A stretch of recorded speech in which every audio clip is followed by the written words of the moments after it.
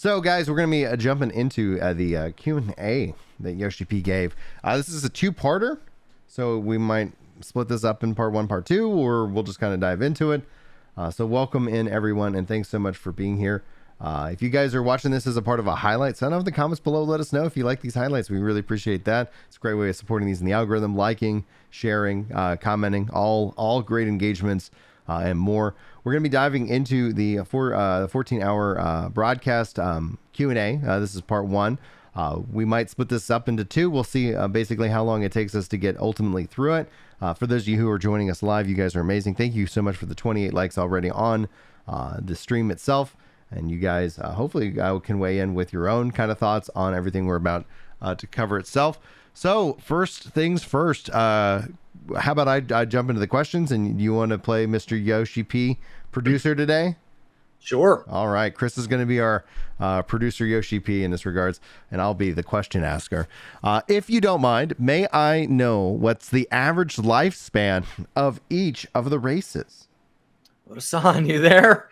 Wow. Asking questions I would have no idea how to answer right off the bat. Average lifespan, you say? Well, I think there's no such info even in the lore setting.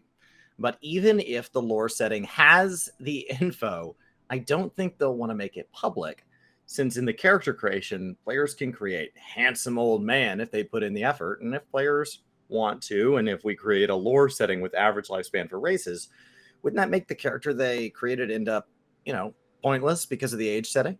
I mean, that could happen, but yeah, I don't think we'll release such info. I have a feeling that Koji and Oda would have the answer for this, but I don't believe such info will be released. Well, are you planning to release a new ultimate for patch 6.3 and patch 6.5? I have no idea why you would assume there would be a new ultimate implemented for both 6.3 and 6.5, but we do plan on creating one more ultimate for the 6.x series, and we are exactly working on it right now. I don't think we will delay it all the way and have it released for patch 6.5, however. Gotta say that the content for the next ultimate will be quite a sight to behold. Do you think that confirms 6.3? I think that it means they canceled an ultimate last expansion. Right. Because people said it wasn't canceled because they delayed it. But if you look at the total quantity, all that means is they took that slot and canceled it, and then took the work from that slot and put it in the next slot. Mm-hmm. And so if we got one in 6.5, we'd be back on pace, as players have set their expectations.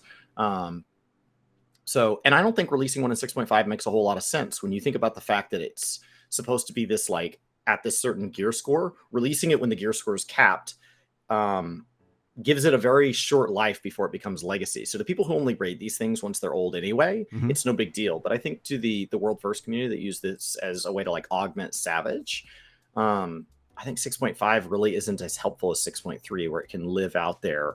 The 6.1 will get to live all of Endwalker feeling very appropriately tuned for the battle system. And if the battle system shifts at all in 7.0, that's fine. But it had all of the 6.x to kind of live and be taken on. So I think 0.1 and 0.3s make a lot of sense. Yeah. I originally was thinking for the 0.5 because it ends up having that hype and people can stream it and they're excited and you have that spectacle going into the expansion. But obviously we saw, it end up not making the last 0.5. So at this point, it's just give them content, because I know it's a small percentage who actually do the content. But at the end of the day, they were hungry for a long time. They were hungry for a very long time.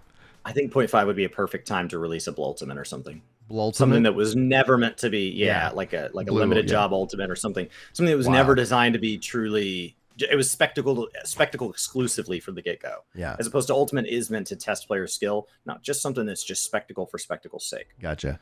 All right. So for Crystal Line Conflict, are there plans to implement team rankings for seasons as well? Of course, we have discussions on what to do for team-based, but we want to prioritize on increasing the base part first.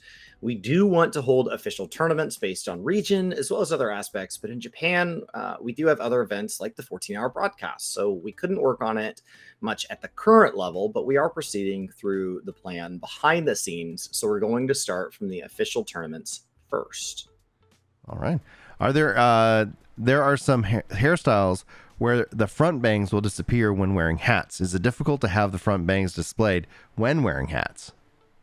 Well, for this question, if we actually start delving into it, it'll cause new hairstyles to be difficult to implement, which is why trade-offs happened in order to make this work. For hats, we tend to prioritize on the design first. Since these specifications forcefully make the front bang disappear, we have no choice but to follow it when implementing. And because of this restriction, we are able to implement new hairstyles into the game. So it's difficult to address this. However, the point here is that your request is, can't you do something about it? Then I'll have you know that our team is working hard to address this issue, so that if you go into our forums, create a thread, and ask to address on a specific hairstyle when wearing a hat, it'll make it easy for us to prioritize on which to address.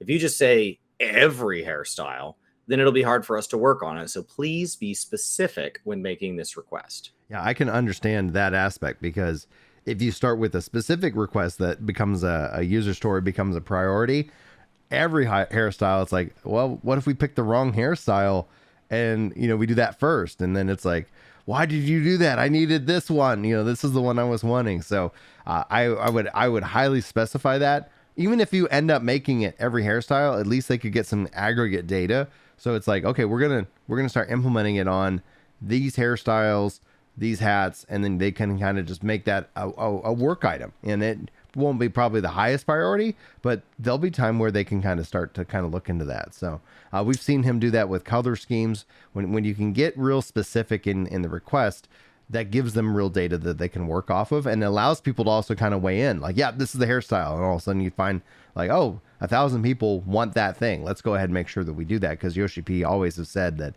he wants to make the game that we want to play, and so if that's the thing that you want, I would echo that. Any thoughts, Chris? I think that having specific examples makes it very repeatable, where like if your verbal description, especially with translation, doesn't make it over, they're like, I can see what you mean, because I went and got that hairstyle and that hat in game. I equipped him. I see what you mean. However, what I don't like is the idea that now what do I need to have like an icon on hairstyles, and this one is one that we fixed and this one that isn't. It's very frustrating to have, like, as a Rothgar on my story character, I've been trying to care a little more about glamour than I do on my main. And I found it really frustrating, especially as I just finished up the last of the ARR class quests, that I can't like equip any of their hats. And they're like, well, which hat would you want? All of them. I don't want to have to sit here and get a hat and decide if that one is worthy of a forum post. It's incredibly frustrating. So I understand that they're saying like, hey, from a development end, this is a huge problem. But I'm just telling you as a user, I don't want the extra filter of, is this a good hairstyle? Is it not? With this hat, it breaks or whatever. I just want things to work. And so like, I understand why they're saying this, but from the other side, it doesn't feel good that then I would be like, okay, then can in the hairstyle selection menu, can you filter it by ones that don't break with hats? Because it doesn't feel good that now I'm playing a guessing game. Well, if some work and some don't. And I actually agree with what RPG Otoko is saying, that they didn't actually do a poll. We haven't seen them do one of those in a long time, and that is a really good way of getting a lot of feedback in aggregate. Yeah, voting McBoatface. Let's voting McBoatface. Let's go. But it's, yeah, I would agree with hair that. On my hair face. I wish they would absolutely do something like that as a good way, because then you can also go over the results. Like, man, if we were content creators back in 1.0, going over the results of the original big poll would have been interesting content, to say the least. Maybe we find that poll and just go over it again in hindsight. But personally, this is an issue that is to be expected. But due to the data center travel, it seems that Mana DC became one focus, the one that focused for stop for people to look for parties when raiding, which makes recruitment in other data centers neglected as a result. Is there something that you can do to address this issue? Actually, I did somewhat expect this will happen, since a similar situation already occurred when cross-world teleportation was implemented. Since this causes the player's style to change, it's a bit off the mark to say that players manage to find something that can improve their own experience, but I'm aware that players are used to the method they are comfortable with. So if we are told to come out with a method to address this, then our immediate solution would be to adjust it so that setting up parties are applicable only to players of the same DC when it comes to high difficulty content. And while this would be the fastest solution, we'd end up wondering what's the point of DC traveling. People would, of course, go, okay, since we can travel to other DCs, then adjust it so that the matching with other DCs becomes possibility as well. And while we can do that, if we do so, then we wouldn't be implementing DC travel anyway. And considering we have reached a point where we can travel to other DCs without having to pay extra money, this is not to say we are giving up on this, but will require a long-term solution here, so we can't really provide you with an answer instantly. Also, since this involves DC travel behind the scenes, take for example, both me and Foxconn are situated at different logical data centers, and somehow party recruitment is made accessible through penetration, and I managed to join the party despite it being in a different DC. Then, when we match up to enter the content, things will definitely happen where people like me would have to make the travel through my original data center to Foxconn's data center. Depending on the traffic situation, this could take like 3 to 4 minutes in order to the content, or sometimes even 10 minutes or more. To tell you the truth, we still need to observe the situation further before making any decision. No matter what our short-term solution will include implementing something equivalent to a shutter, that ultimately it's still better to use DC travel than travel from one point to another in order for everyone to gather at one point. Yeah, please give us some time to observe the situation first. 1 second. So this kind of goes back to what I was saying earlier to Brian. I don't remember if it was in this post or the one we recorded before this, but there is this general idea of I see 1, 2, or 10 problems. And of those problems, I see a simple solution that solves all things. Hank Green put out a post recently on solar roads. And like solar roads would solve the United States energy problem because of if you take the total surface area of roads and you make it generate at total solar capacity, it solves it. And so and then it would allow for all these other things. But anytime you have a cure-all, anytime you have this one thing would fix these 10 problems, but each of those 10 problems are complex. That's usually where conspiracy theories start to form. Like they just don't want to fix that because the lizard people in the sky, or it's usually just a lack of we don't have to think about the nitty gritty because that's the world we live in where everybody gets to be an expert in their own thing, right? I don't know how my tires were designed to work on dry roads and wet roads without giving up one or the other, but somebody does. Somebody knows how my tires work in those conditions and has thought long and hard about that so that my car can be operated safely. And all I have to do is make sure that the amount of air in there is correct and that I swap them when I'm told to. And then the rest takes care of itself. I don't have to be an expert on that. So there are people thinking about this. It's not as simple as why don't they just, and then insert any simple solution. People's natural willingness to congregate just happens. EVE Online had a meta city that became the trade hub. Mm-hmm. Yeah. I don't see how this is a problem. New World's got Windsward and Everfall. It's people like to congregate, and that's just going to be something that happens. Now, ultimately, I do hope that we see them continue to work into the mindset of, mega server, things of that nature where it just becomes easier. Maybe it happens more behind the scenes than anything else, and so you do end up feeling very connected, but that solution is a long way away, and if it happens sooner than I expect, well done. But it does feel like we're moving in that ultimate direction, because despite what people say, at the end of the day, people just want to play with their friends and be able to get in and get involved. And when you start thinking about it, it's originally, it was out of necessity, but as you start to talk about scale and cloud and all these different technologies that have come over, especially the last 5 years alone, while Yoshi-P has said they've looked into some of those solutions, it is a bigger project, and in order to then start to implement those kind of solutions within the world and engine of 14. So it's something that every fan fest, I'll be looking at in terms of what do they announce. If the next phase of it, I honestly see them where the data center is more the thing, and the worlds are just kind of the instances of the zones over that regards, where it's yep, we're all on this data center and it just handles all the back end work automatically. But I don't know if that would be this next 7.0, or that might be more 8.0 in terms of timing. Anyway. Yeah, I agree. I think leaning further in fixes more problems than pulling back out. Right. Setting restrictions, going back the other way doesn't make any sense. At this point, you're through the looking glass, just keep going. Because the moment we can do all things cross data center at all times, it's just fixed. Right.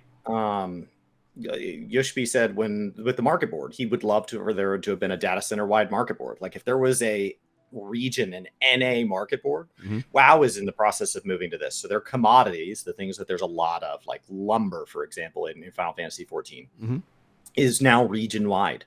If you're buying like crafted armor, it doesn't need to be, that just clutters it. So there's not a big enough supply, and it tends to scale for itself.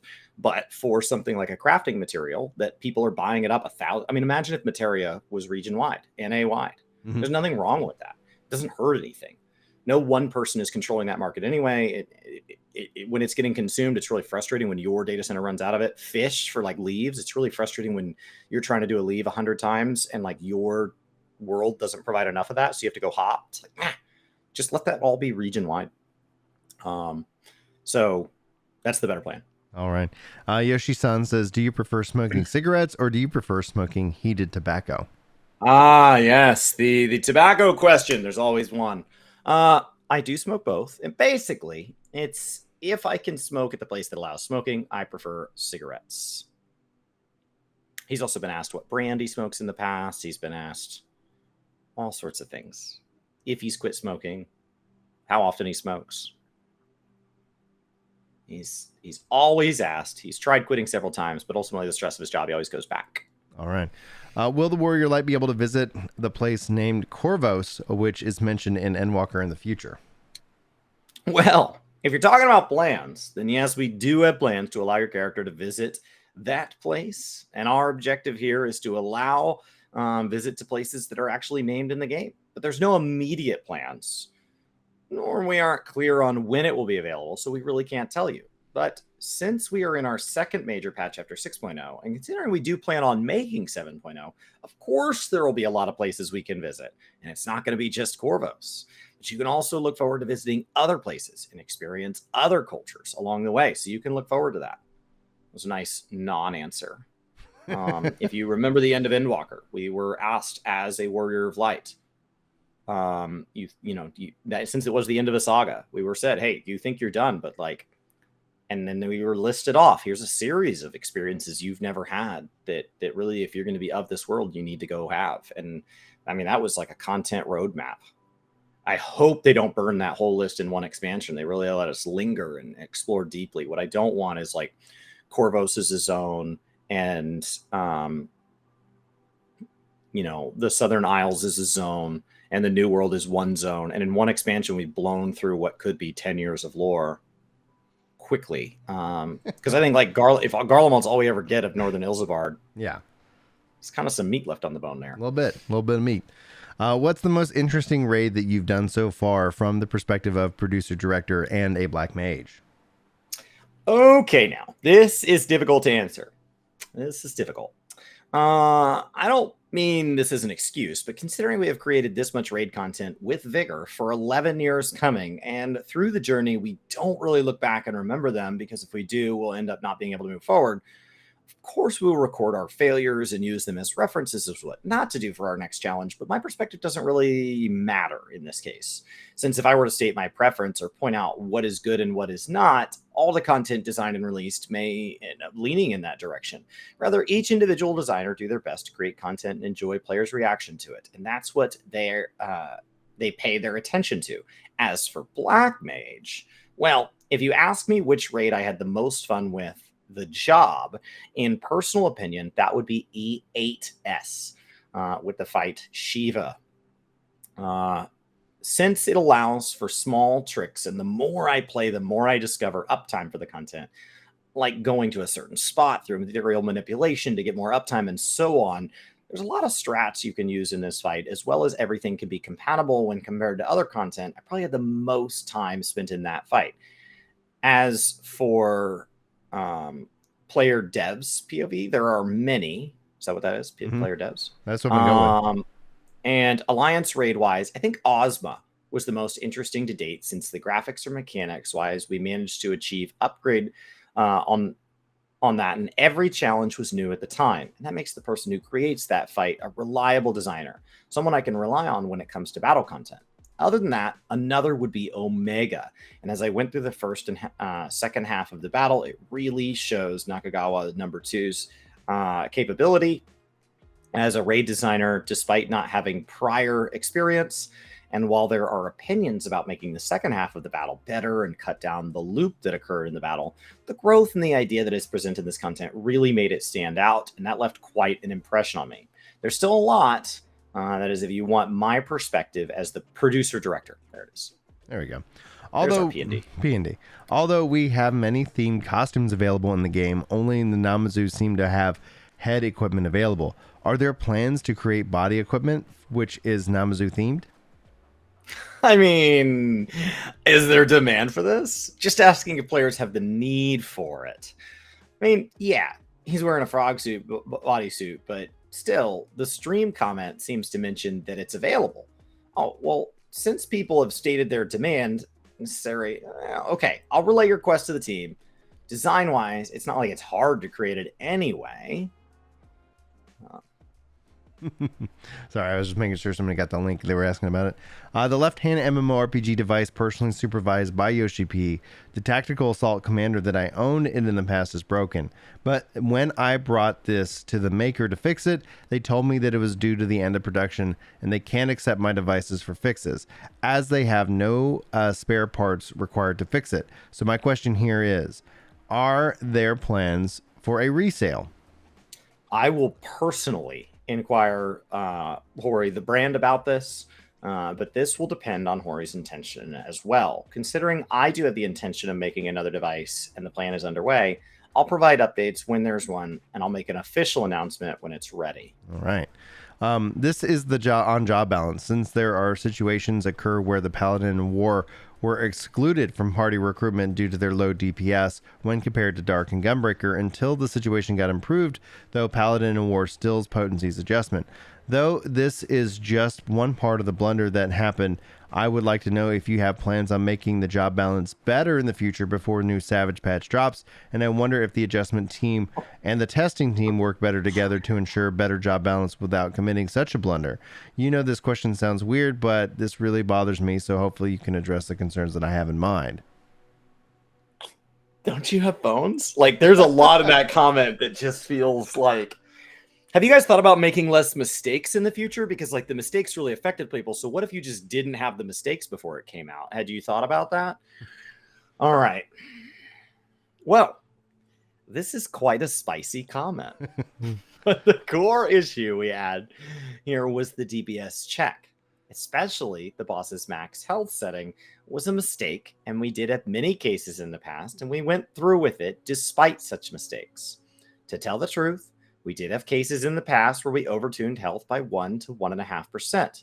This wasn't to say that the situation was positive or anything, but due to the numerical mistake that was made, we ended up creating this situation in the end, for that we are truly sorry. One thing to note, though, I don't know why people seem to think that the adjustment team and development team are two different teams.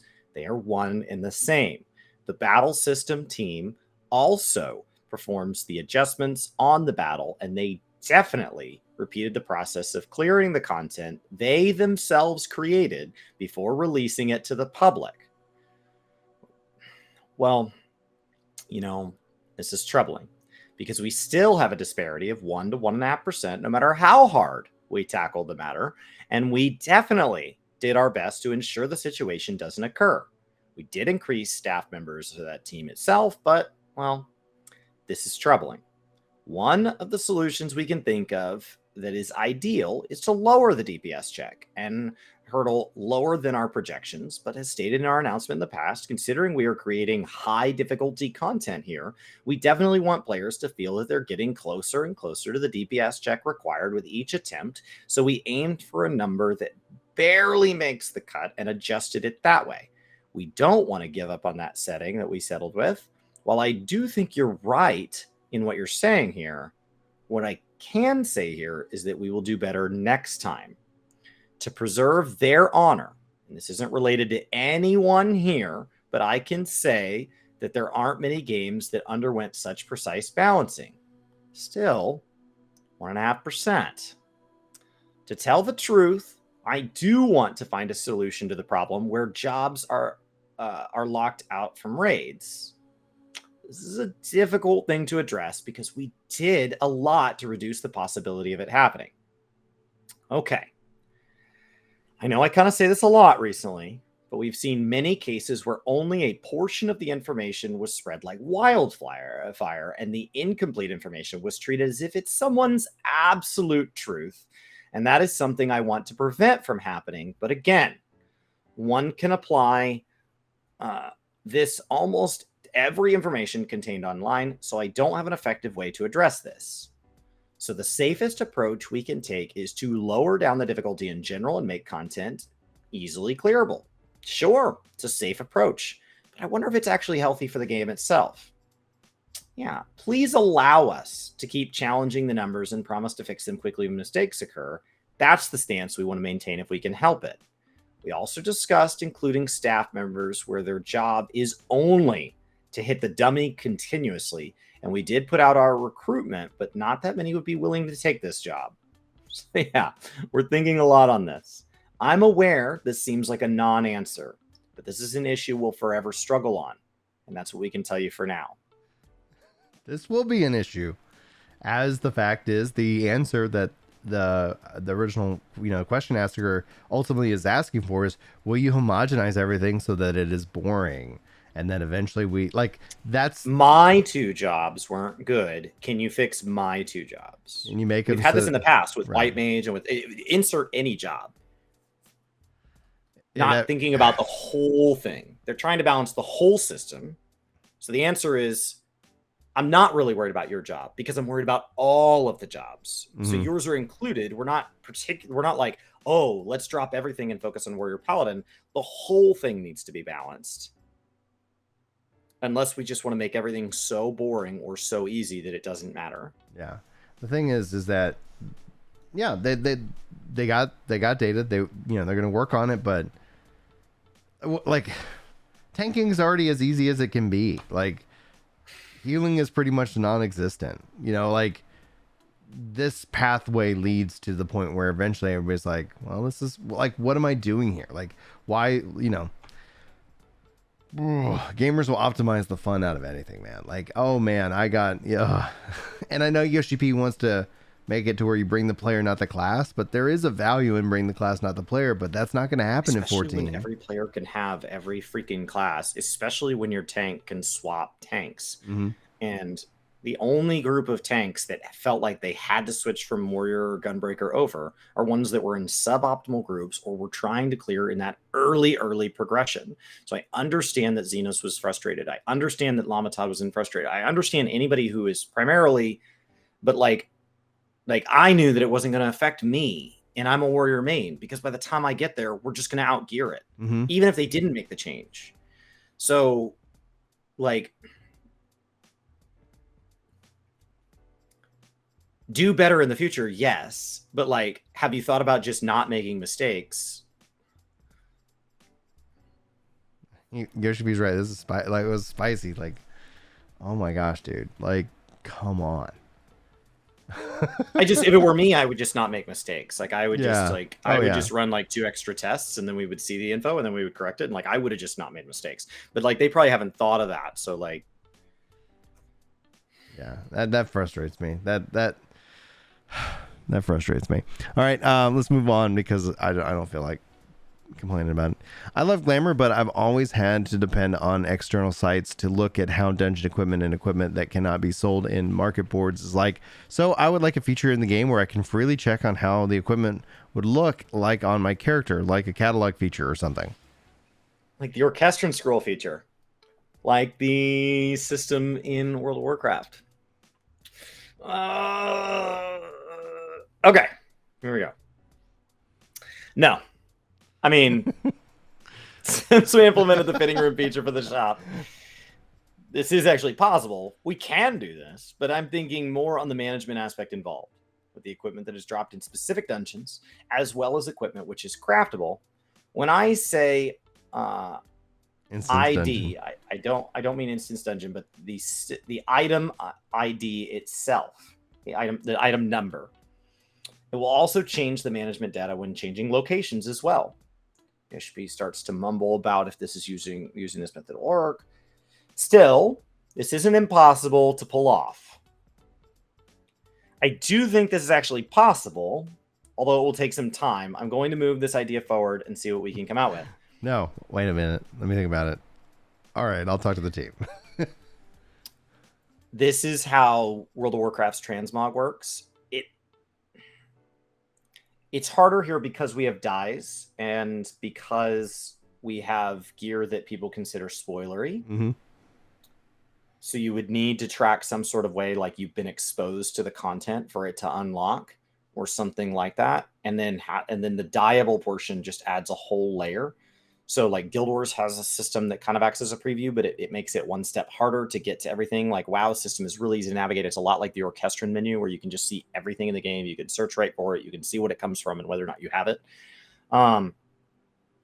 This question, in my opinion, needs to be part of something much, much larger that says, can we just rehash glamour from the ground up? Get rid of the glamour dresser, get rid of the armoire, get rid of the shop preview system, and just make one big universal solution. And if that needs to wait till 7.0 or 8.0, that's fine. Stop adding tabs and all this crap along the way, and just build something that can get us the next 10 years, because as other games come out, their cosmetic systems are becoming more and more and more graceful. And so it's making this one just feel more and more archaic because, as Yoshi-P tells us to, many of us play other games. And so you get constantly exposed to the things that he says are impossible here because of choices they made 10 and 12 years ago. Yeah, and that's not fair to the devs. You know, like, hey, like, oh, y'all made this choice out of necessity, and now we have more flexibility. That's kind of, yeah, I feel you on that one. I do remember there was a conversation about implementing joint ownership account for personal housing, but I haven't heard of updates here, so I'd like to know if there was any update on this. It's a new housing question. We always get at least one. This one's different. All right. Due to how the priority we have for other housing related are currently higher on the list, so we can't really touch on this one yet. As already mentioned a little during the live letter earlier today, our priority right now is further optimization and addition for more housing wards. So that's that more players who want a house can obtain them. So we already have invested our cost in this, so please wait for a bit. All right, I can roughly tell you that the daily task would consist of addressing tasks on hand, but I would like to know what are the points you consider important when balancing work and private life, as well as what you consider important when increasing work productivity and your mindset on the matter, if you have any. First of all, I don't think this is something, I don't think applicable to everyone here, but I don't differentiate work from private life at all. That's not shocking. So balance work and private life isn't really relevant to me whatsoever. What exists to me, however, are the things that I want to do and the things that I don't want to do. That's all there is to it. Personally, I think this is a special case, considering this is asked as a private matter. This is something I think I can answer because this is really special. Sorry to say this, but I don't think of this as a job at all. This is more like an activity to me, and so I don't really shelve my job away from my mind. But I've heard about how I don't seem to power down myself when I indulge in private stuff. Rather than to say I power myself down, it's more like I always get myself involved in things that are equivalent to work, and my brain always functions that way. This is something I can't help myself. I always told myself, let's have fun doing it anyway. So to put this generally, I don't know if this is related to burnout or not, but soon after I took over Legacy 14, I worked by operating extremely long hours. This doesn't mean that I'm working in a sweatshop company or something, but the massive amount of information that is given to me and the info I needed to reply back to when then was massive. And when I took the volume of issues I needed to address, it felt as if I'm entering some form of God mode. And when I look at those emails, I tend to reply to them immediately in large volumes. So much that I couldn't catch sleep even if I wanted to. The reason is because I need to be able to answer these massive issues I'm facing in both massive amounts and short time. And until I got everything sorted out, all I did was reply to questions that was given to me until I got cut off. And once I replied everything back, I slept for a good whole 3 hours, woke up, and on the next day, addressing another massive amount of emails given to me. to address everything without leaving anything behind? Well, what I listed above was just an extreme example, but rather to say that is a switch that I can't turn off myself. It's more like I do so because I don't want to leave behind things unresolved. And when I think about what it is that thing is unresolved, it becomes some sort of a hint to me. This is not to say you need to address what is unresolved in your mind, but it's more of a question on why this is something that's unresolved. Like there's a due date you need to meet and it's getting closer. If that due date is something you agreed to clear, then you have to get serious thinking, no, this is not some game here. So yeah, I think I'll be fine. You can find a reason you can agree on and identify. A question for Yoshi-P as a warrior light here. Although ARR to Endwalker, are there any dialogue lines that are your favorite, or is there one that left you the most impact on you? Oh, this one's really hard to answer. Well, I do have several dialogue lines that I like, but to pinpoint one specific is not something I can easily do. But one thing I want to convey through 14 the most is that there is no such thing as absolute harmony in the world, that interpretations can change depending on position or stance. I never like a proper divide between allies and enemies, and each of them have their reasons and motives to fight. What lies ahead once we fully understood them, and from where we find ways to work with them, this is something I want to convey through the entire story. This is told through stories, through perspectives of various characters, but at the end, there definitely has a future or hope where they all eventually put aside their differences and work together. That's what we've been doing. So rather than finding favorites in the dialogue lines, it's more of any dialogue that is related to the theme I mentioned above. When that happens, I go, yes, this is what I mean. I don't think any arguments that related to win or lose actually matter here, because it will make the players decide on which one is the winner and which one is the loser. That doesn't contribute to anything positive to me, nor my opponents as well. And that is my thought on the matter. This applies to war or education or culture or discrimination. They're all the same. I want to convey to, and maybe it's time we put a stop to this. Well, the answer isn't really dialogue related, that's for sure. This is about Black Mage. Since MP regeneration tick is not currently constant, it makes it hard to play Black Mage, as I have to keep monitoring the MP bar. So my question is, will it be possible to make MP recovery timing consistent? Right. I'm sorry. There's nothing we can do about it. Since this involves server timer here, while this isn't possible, we do think of wanting to make it so that it's not necessary. This won't happen in 1 or 2 patches, but I do agree that it isn't a good thing, and we're trying to find ways to ensure there's no need to make this recovery timing constant. I have had a lot of fun playing Ishgard Restoration. Are there plans to implement any content like the Ishgard Restoration, like ranking type content that involves crafting and gathering, or content that uses high difficulty recipes in the future? According to the ones we picked up recently on ideas we want to implement in the future, well, it's not that we don't have one, but we currently don't have concrete plans on where and when we'll create content like this again. Since we're working on something major like Island Sanctuary, and we previously worked on a major content like Ishgard Restoration, it'll require an amount of people from a certain section to work on it and tackle on content of that scale again. And when we do it, it'll only end up becoming some 3rd level major content that we can implement. Still, we already created these specifications anyway. I mean, if you don't mind a smaller scale of that content, then it's definitely a possibility. However, we're happy to receive this kind of request from players, so we will look into this for sure. Personally, I wouldn't mind if they had some kind of PvE weekly or monthly leaderboard of your friends and your free company, in terms of like who can gather the most, and just a way of just kind of gamifying that system. I do with my watch, right? Mm-hmm. I could just set like an activity competition with a friend and just ping them, and I know that they've been struggling to be active lately, or I've been struggling to be active lately, or we can just kind of race it out. I think story-wise, we're setting ourselves up to have one next expansion, just narratively speaking. And so, you know, the other thing that when it came to Ishgard Restoration, when it came to like Garlemald and stuff, and there were some questions like Yoshi-P in the past, the other thing is they tie everything to story so much that he didn't want to talk about Ishgard Restoration before it came out, and he didn't want to talk about if we'd get another one for fear that would kind of ruin whether or not we had a restorative effort as part of the story. Island Sanctuary didn't want to talk about because he showed us a watercolor and we all freaked out. So I think he'd keep it pretty close to the vest. right until it was about to actually come out. So I'd love to see Garlemald Restoration personally. All right. So let's see here. Did we already ask this one? Have a lot of fun playing Ishtar. Oh, we got that one. I'm very pleased with the photo book service available, but I want an offshoot service that involves creating acrylic stands of my own character. So are there any plans for one? Wow. I mean, I wonder. This is quite a tough one. I actually want to work with 3D printer companies to come out with some kind of machine services. And even if we were to go with it, it costs about 20 or 30,000 yen, which is like $137 to $200 US to make one.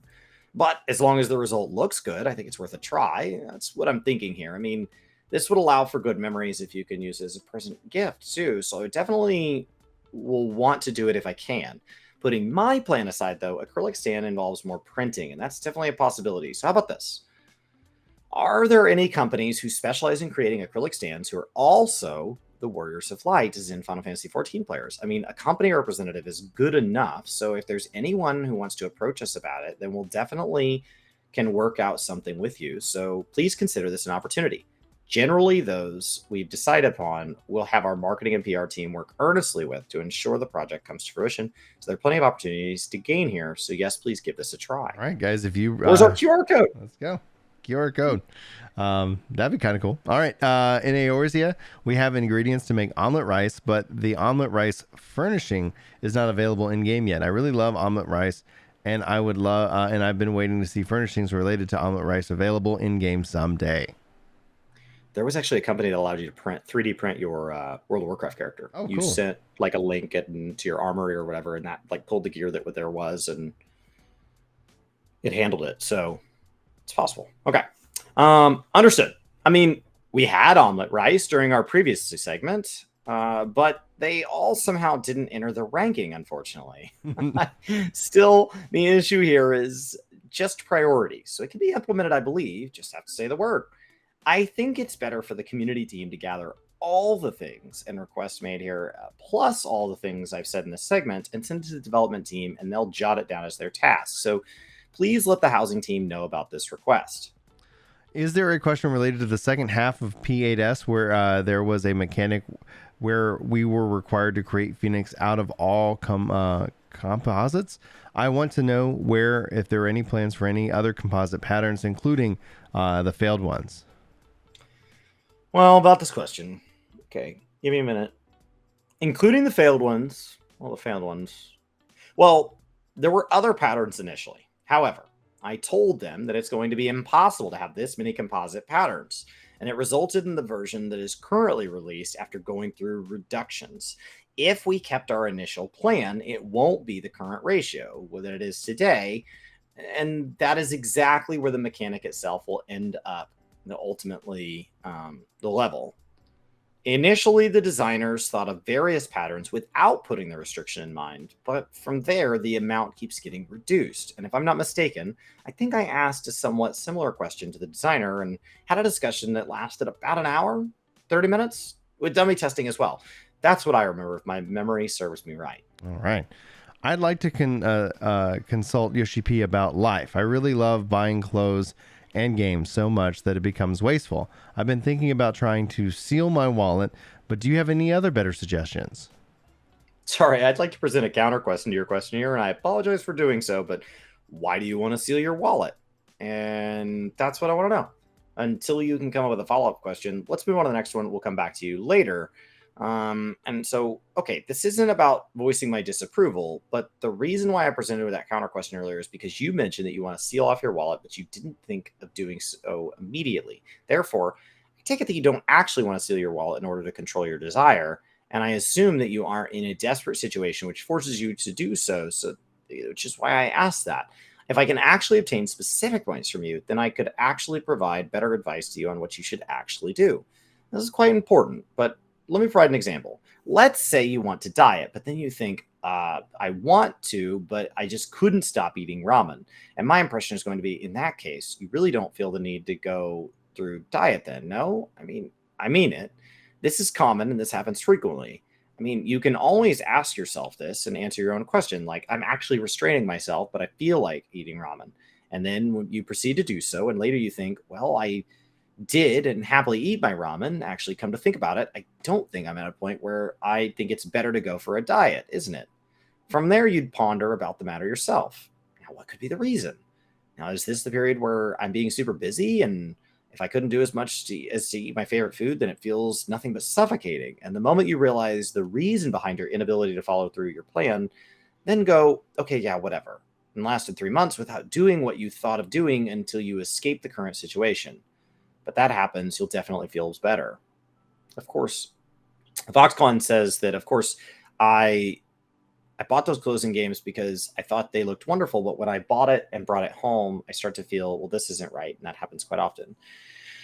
So it feels as if you're doing the items you bought a disservice and felt that you're living quite a sad life because of it, which is why you aren't looking into cooling yourself down. Okay, I see. So when you feel this isn't right, this means that you can't stop yourself, yes? Then for the time being, assuming you have credit cards and whatnot at hand and have things that you want to purchase but haven't, then assuming you can pay for it proper, then just purchase those things on the spot until you feel lifeless. If you feel the sadness and think you're doing those items a disservice, yet you keep buying, this means you're still feeling insufficient, no? So you pay in full amount instead of installment. Well, then that's fine, I guess. I mean, once you fulfill your desire to the extreme, eventually you reach a stage where everything cools down. Then the moment you feel regret from that cool down, you'll start feeling things will heal. If you're trying to change your desire half-heartedly or restricting yourself without thinking thorough, you'll end up drifting. Once you imagine yourself going through that phase thoroughly, and the moment you start feeling weary, then you should be able to stop doing what you were doing. Oh, one more thing. If you decide, oh, I'm still going to buy, then make a decision on the amount of money you want to spend per month. I mean this for real. And in case this goes beyond your personal budget, and apply a harsh penalty on yourself for doing so. If Yoshida overspends on stuff, then Yoshida will be the one responsible. So yeah, make a decision. Yep. And when you do, you should be able to think on whether you really purchase stuff you want to and estimate how much more you can purchase. So make a choice. Keep buying till you feel empty, or to take the other choice. As long as you're able to pay for them yourself, that's a good thing, since having the ability to pay by yourself isn't causing troubles to anyone around you. So please give it a try. That's a really interesting question for Yoshi-P.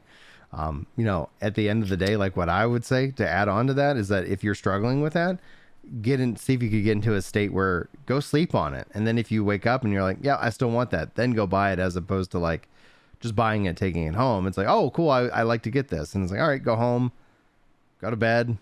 If you wake up in the morning and you want the thing, like Yoshi-P, if it's part of your budget, then okay. But what do you think? I think that works for Mog Station. I don't think that works when they drop merch during a live letter. There's this FOMO element, because if you don't order it then, it's gone.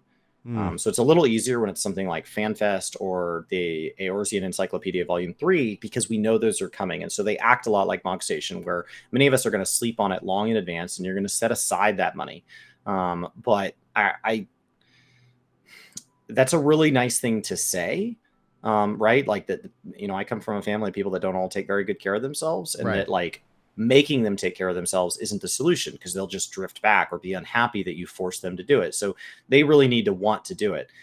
But I will, like, when you're talking about specifically purchasing things, there is a FOMO element that does take place. Like the physical collector's editions just sell out. And so if you don't know whether or not you wanted the coffee mug or whatever, by the time you realize you want it, it's too late. Mm-hmm. And so that doesn't feel good. I don't think that's exactly this person's problem, because they're basically saying, hey, can you stop me from buying stuff? And he's like, no, I can't stop you from. I'm not charging you. Like, we don't want to put a waiting period on everybody because you can't stop yourself. That's not his job. But so I don't know that his solution's a perfect solution life-wide.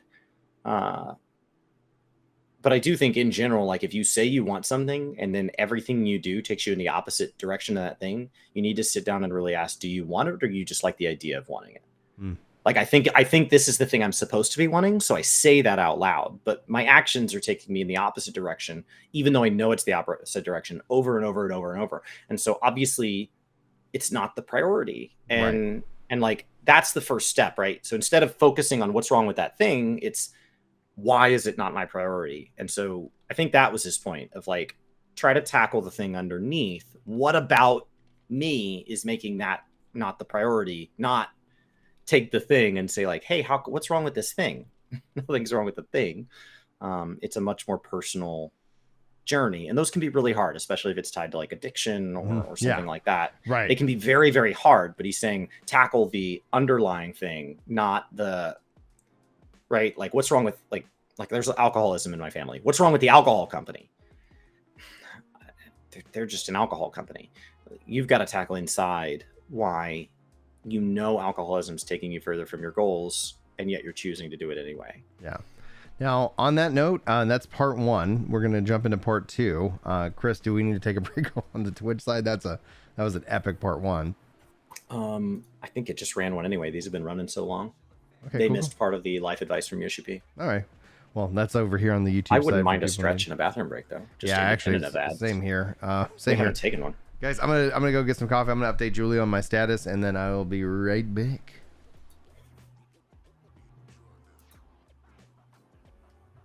If it lets me run one, I'll run one, so you guys don't get it.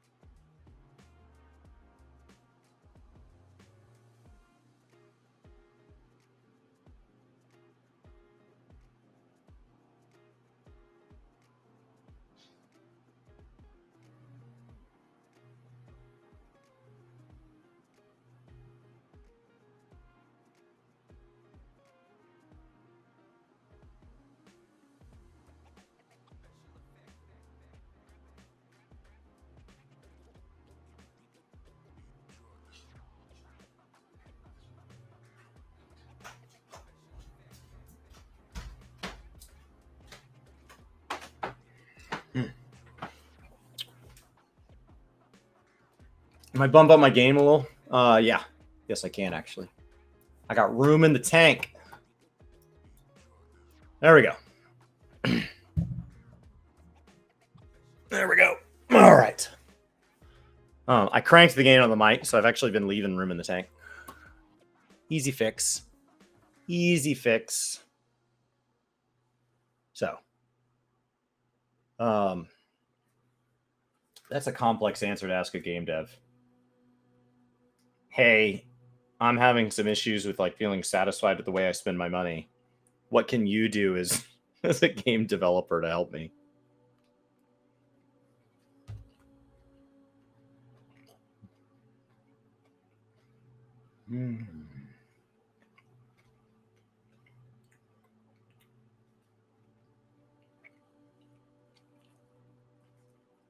All right. I will say, Lore Week's been making me a lot better at reading. I felt I did a lot better job there. It's just like a self-actualization type moment. All these Lore Weeks, like I feel like I've gotten a lot better at reading out loud. I feel like I fumble over myself less than I did a year or two ago.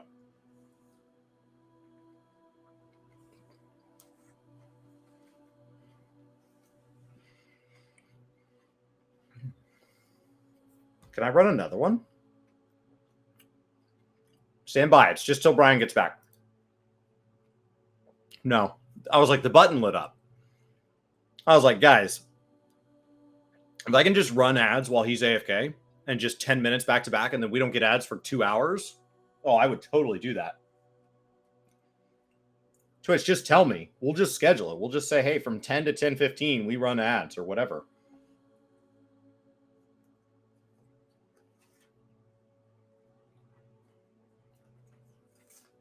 Be like radio where it's like, you know, and now prepare for your 2-hour ad-free listening. Like, we'll shout it out. And people will know there's a massive ad break before and a massive break after. I'll take like a lunch break. Who cares, man? Run ads for 20 minutes. Take a lunch break. Put a YouTube video on for anybody that's a sub. they can watch the YouTube video. It's great. I don't know if that's good for the advertiser, but I don't personally really care for the advertiser. Oh, the button lit back up. I thought I could do another one. I got 52 minutes on ad-free, man. Woohoo. All right. Welcome back in, everybody. Part 2 of this monster. Well, this is the second alliance raid. So they took a break and reformed, and it was a whole thing. Yeah. So that's how they've been doing these for digital events, is they invite people into an alliance raid. It fills up. They stand them all in a big line. They ask each one a question, and then they disband the party and they let people back in and go again. And it actually ends up being like 22 people. I don't know how this one was. I didn't get to catch this one live, but the last one, it was 22 people because you end up with Foxconn had a character in there as well. So you end up with 22 people in each raid, but it still ends up being 44 questions. FanFest by comparison is in person. It'll probably only be 5 to 10 questions. It'll be split across, like there'll be like multiple lines in the audience and people will just line up. They will be just as unfiltered as opposed to when we had the Zoom FanFest.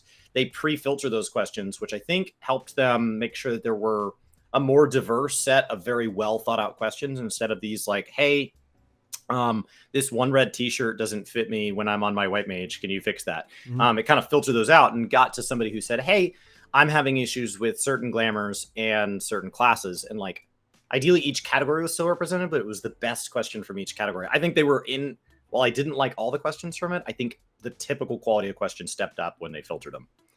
You didn't have the conspiracy theory of like, they didn't let through the question that they don't do the questions they don't want you to ask.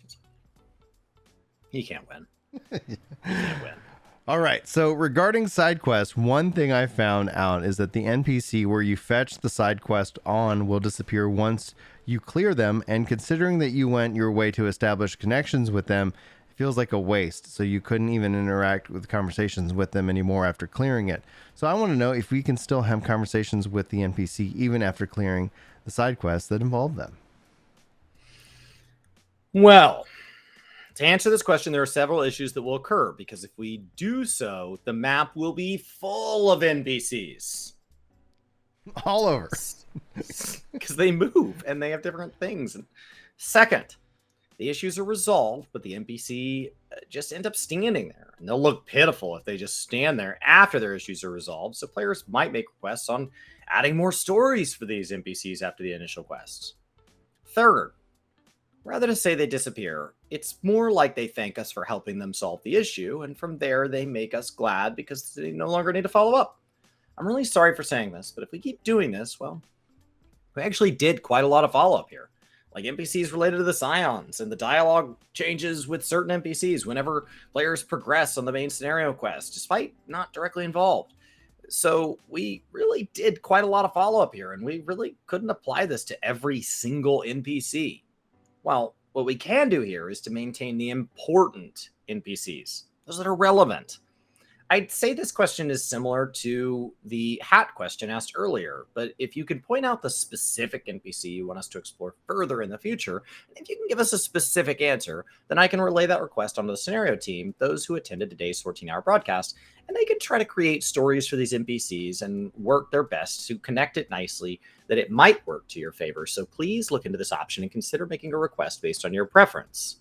So one comment that we received is that players can't meet Gaia after her related quests are cleared, but I'll say that her role is not entirely done yet. So we'll have something for her in the future. I mean, eventually. It won't be an immediate one, but I appreciate your patience on the matter. There's already a solution to this. There's already a solution to this. Yeah. It's New Game Plus. Yeah. The problem is, and people ask me all the time why on my lore character, I started a new character. And the answer is because not everything's in New Game Plus. Just about the vast majority of plus sign quests, every single MSQ quest are all in.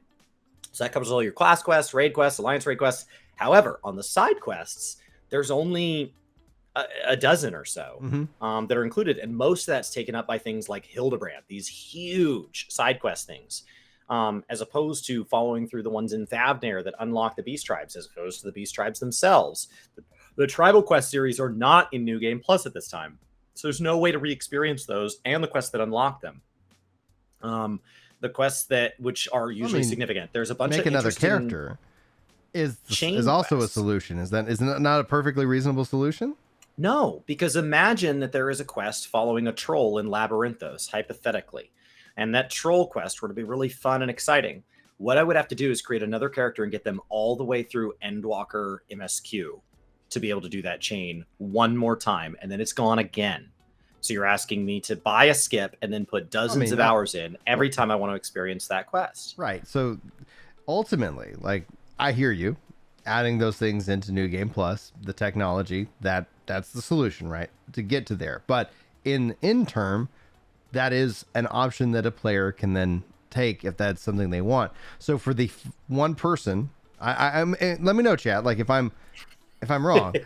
But for the one person, the question is that the best use of the development time and resources, or would we rather have anything else in this regards? So it's that how big of an ask are we talking about here in terms of development resources to talk to a character that also the other solution is Google it. Like, it's probably on YouTube. If you want to go relive their dialogue, they're not going to continue to have these epic conversations with you. I will tell you, as somebody that's going back hopefully I'm not being selfish here, but I'm just like, this feels like a selfish ask, in my opinion. Well, I appreciate Brian representing the story skipper side of me. So right now, guys, you're only talking to Meteor Derpland or the guy on Gaming Lore, kinda, because the story skipper and me is with Brian. Who cares? You cleared it. Move on. But the lore side of me, there are all sorts of old references. When we talk about introducing something like, what if we went to like a historic subterranean, we're tied to a sister city, to a capital city from a realm reborn? Going back and experiencing all the Sildine lore and all the lore of Belladia and the Monoterrorists and the Syndicate as we prepare to go into patch 6.25 would be an epic journey. And the ability to go say, I want to do New Game Plus for these zones, and then I want to go do all these class quests, such as Monk, and then I want to be able to go through and have a more granular ability to do MSQ. Because right now, you have to clear like whole chapters, and some of those chapters are massive. Mm-hmm. Like if you want to read, I want to do the new Cape Westwind. Okay, you have to start at like the beginning of ARR to do that. So I think the New Game Plus system could continue to flesh out. I would love to see it do so in a way that like is closer to how Guild Wars does it, where it's more chaptered out and then there's rewards for doing so. Go back and add hard modes. And so like I would turn it into a bigger ask personally, like if you're already going to the effort. Mm-hmm. But I think in general, more things in New Game Plus is the answer. Cloud in Twitch chat literally is like, we'll have a flag for New Game Plus for a zone. Like to be able to set the zone reset the zone. Yeah, it's reset the zone. And I'm like, again, like if they want to go and do like that, I'm all for it, right? Like I'm all for it. But at some point, like the conversation in my mind, it has to shift into, we know a small portion of the community does Ultimate and does Savage, right? But we feel like there's definitely a value in that specific content. We know that there's, certain niches that should be filled. I think New Game Plus is the solution, and then them expanding that, I'm all on board because that technology exists.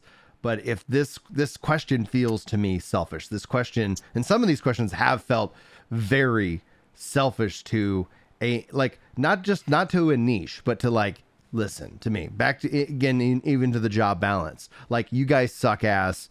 How could you like make Paladin not be that good? And I know I'm just over exemplifying it, but it's like, are you like, okay, yeah, you're going to go play that time. You can still do it. Like, it's not like if you made a new character that you would not be able to experience that now. And so the question ends up in my mind is like, how much time and resources should they throw into this when the solution is to go ahead and work on it in New Game Plus, and that will happen, I think, over time. I don't know why this seasonal quests are deleted. Seasonal quests are deleted unless that event like a Final Fantasy 15 crossover comes back. Yeah. Seasonal quests are deleted. They're just gone. They're gone. And you would have to Google those, just like 1.0. Mm-hmm. There are quest lines such as the puzzle quest lines that are just gone, and I'm sure a lot of people forgot the one from ARR and would love to be able to go do it again. There's one in Endwalker.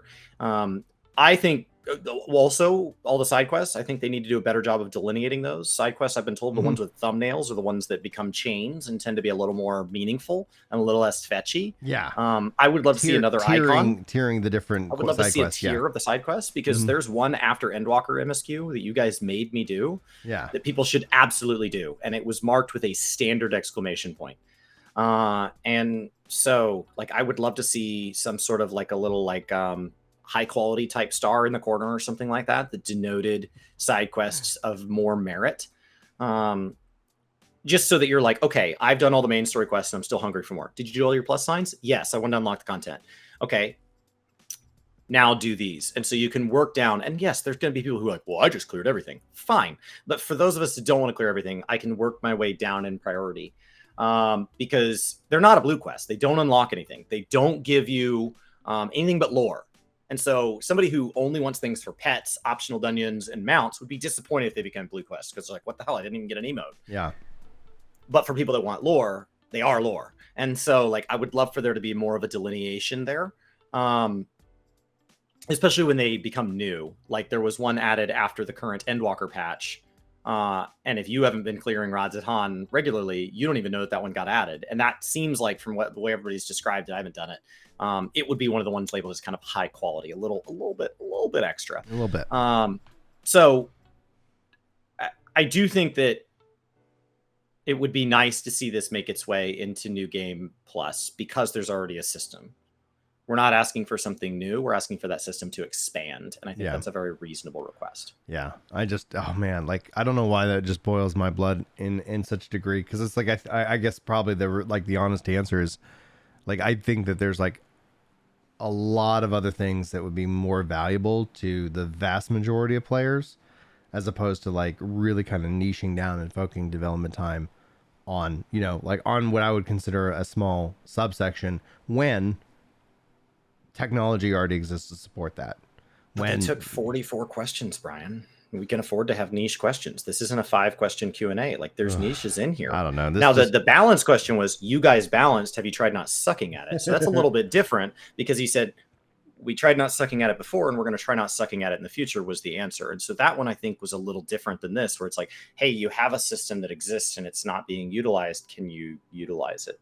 So it's kind of like adding trust support to ARR. Like, I think that's something that's pretty niche, but is important. Okay. Yeah, thank you. So there is a spot in the monk quest. We got a minute. Yeah. So there's a spot in the monk quest where if you talk to the NPC between quests, he will tell you old lore. Now, he will go back to the old lore from earlier steps in the quest. So it's not like use it or lose it throughout the quest line. Mm-hmm. But if that NPC disappears at any point, it is a massive loss to lore. And that lore is not easy to find on Gamerscape, because it's not quest text. It's in between quest interaction. Okay. It is independent. And so you would have to create a new character and complete up to the point, but not after the point he disappears. Which, how the hell? You may not even know that. Right. And so that dialogue is really hard to find. And, like, I don't even know how to go Google it. But it went over, like, Sildine. It went over a lot of the early wars that led us into what's going on in Alamigo. It gave a ton of back end. And, like, they were honestly large enough that I wanted them to be, like, full-blown cutscenes that went into New Game Plus. And instead, they're just lost. Mm-hmm. And so I think that question, like, that's why I'm more sensitive to defending it, because I just came out of something that now I'm trying to go back and look up what I saw last week, and I can't. And I would have to re-clear a lot. You'd have to put a lot of work. 100 hours of content to get another shot at it. Yeah. Had I not been archiving it for Gaming Lore, kinda. Well, and how do you even? I don't even know how to Google it. Well, that's the saying. Like, in that regards, until said solution, like, there are available things in which that that exist. It's the archiving. We have that. I mean, hell, Gaming Lore kind of as option one. If you want to, but it's I just get to the point where I'm like, and they've talked about, and this is also just like, I know that he's talked about expansions to New Game Plus and these kind of things to kind of address that kind of issue before. So it's just like, that's the answer. It's like, yeah, thank you very much. We'll, look at New Game Plus. And, that's where it's just like, I don't know why they just, I got really frustrated at that question because it's just like, okay, like, you want this NPC just to stand around for days? Like, I don't know, like, no RPGs ever worked like that, where that like you finish the thing, and like they'll be somewhere else if there needs to be another chapter. But and New Game Plus, I think, is such a good technology that they've implemented that that we've seen them already expand on, and so that it Yoshi-P is talking about future expansion plans already. That it's like, okay. The difference is that replaying Final Fantasy VII is a 20 to 40 hour experience, and replaying Final Fantasy XIV online is a 600 hour experience. Yeah. So like when somebody's like, well, I play this 20-hour game and I just replay it if I want to get to the quest. It's like, okay, but the thing I want at hour 570, like, oh, it's quite an app. That's not the same thing. Right. But that's where New Game Plus, like, I think that's where Cloud in chat's like, yeah, just have it in. Maybe not. Obviously, it resets everything in the zone because you have like the MSQ that's taking you through the zone in some respects. But imagine just being able to kind of set the zone to like, okay, let me just turn those quests back on so I can go talk to those NPCs, etc. And hopefully that ends up being kind of the solution in the long run, having it zone by zone. Otherwise, I think it gets real complex because then you're like, okay, what do I turn on? What do I turn off? It's like, yep. Anyway, ready to kick it back into our questions here? Yes. Cool. All right, Sildine was announced earlier to be released in 10 days, and it seems that it's going to be implemented on a week where our static has scheduled to work on weekly clears during the 8th week. So it was quite unfortunate to see this happening, although I am receptive of the delay extension of the patch schedules in general, but I wonder if it's possible for you to announce the implementation date earlier when it comes to content that has the potential to affect static schedules. The second live letter is always 11 days from the patch. So as soon as we can predict the second live letter, we know the patch date. My suggestion here is to follow a creator that you enjoy that covers the coverage of this game that religiously. That means probably Quasi, Mr. Happy, myself. I don't know if Mione does patch prediction dates, so I'm not even telling you to follow me. Without even reading Yoshi-P's response here, I can just tell you all patches release on Tuesdays. So if your re-clears are on Tuesdays, the half patch will be on a Tuesday. The next full patch will be on a Tuesday. So if you plan on doing patch content, weekly clears on Tuesdays are always going to conflict, always, regardless of the Tuesday. They are always 2 months, so you always know that it's roughly the 8th week, give or take a week. That's how we're so accurate at predicting them. Because this game runs like a train schedule. Sometimes trains are late, but usually not. What does Yoshi-P have to say? He says, Zach, thanks for sharing Prime with Work to Game, is what he says. All right. When it comes to situations related to content progression, well, since this differs from group to group, I don't think it's feasible nor possible to predict the standard for each static group. Also, this is a question I want to ask here. But why is everyone in a rush? I mean, it's fine for you to get into the content after the 8th week of Savage, and there's no rush for you to do it right during the release date. No? I mean, that's fine, no? Why is everyone in a rush to clear this content? I mean, I should have said that previously too, but is this really something people should clear in a rush? I'm aware there's a weekly lockout and whatnot, but is it that much of a difference between clearing it quick or slow? I mean, it'd be nice if people could take things easy. And while I understand the feeling of getting pressured by people around you that cleared, but you could have just not compare yourself to them. That's what I think. You're going to burn yourself out playing it this way. So I believe you should take it easy and just not rush yourself. Of course, we do want to announce things a lot earlier if possible, but as this is something we mentioned since ARR, once we decided on a scheduled date, we really try our best not to make adjustments on that schedule if we can help it. Since we had a lot of major cases to delay the release by 2 weeks during Endwalker, I'm aware that I'm not in a position to say this, but we always perform adjustments and debugging on content until the very last minute. We always determine our release date depending on bugs and issues that will occur during that time and announce a release date based on the record. Of course, it's possible to release the content earlier, but the earlier we release it, the more likely major bugs will occur for the content. So I'm sure you're aware that we always release the new content on a Tuesday. Either way, if we announce it earlier, then had to somehow delay it by a week or two, then there's definitely people complaining. So releasing it around this period was actually the date where we can barely make it. Truth be told, though, the release for this content was actually decided 6 months ago, or even earlier. Like, we'll release this content around this period, as well as releasing hotfixes surrounding the content as well. So usually follow the schedule we have set, but there's no saying what will happen during the period either. So yeah, I apologize, but we hope for your understanding on this matter. It's always a Tuesday, and they're 2 months apart. If you want to clear the Alliance raid day one, heads up, it will be released on a Tuesday. And it will be released 2 months from now. They're adding 1 extra week in the summer and the winter, so adjust the math accordingly. If you want further interesting information, Moogle Tombstone events, if there is ever a Moogle Tombstone event, are always 29 days before the patch. And if they ever not 29 days, we can historically track that to a patch that was delayed. And we can add the delay, and boom, we're right back on pace.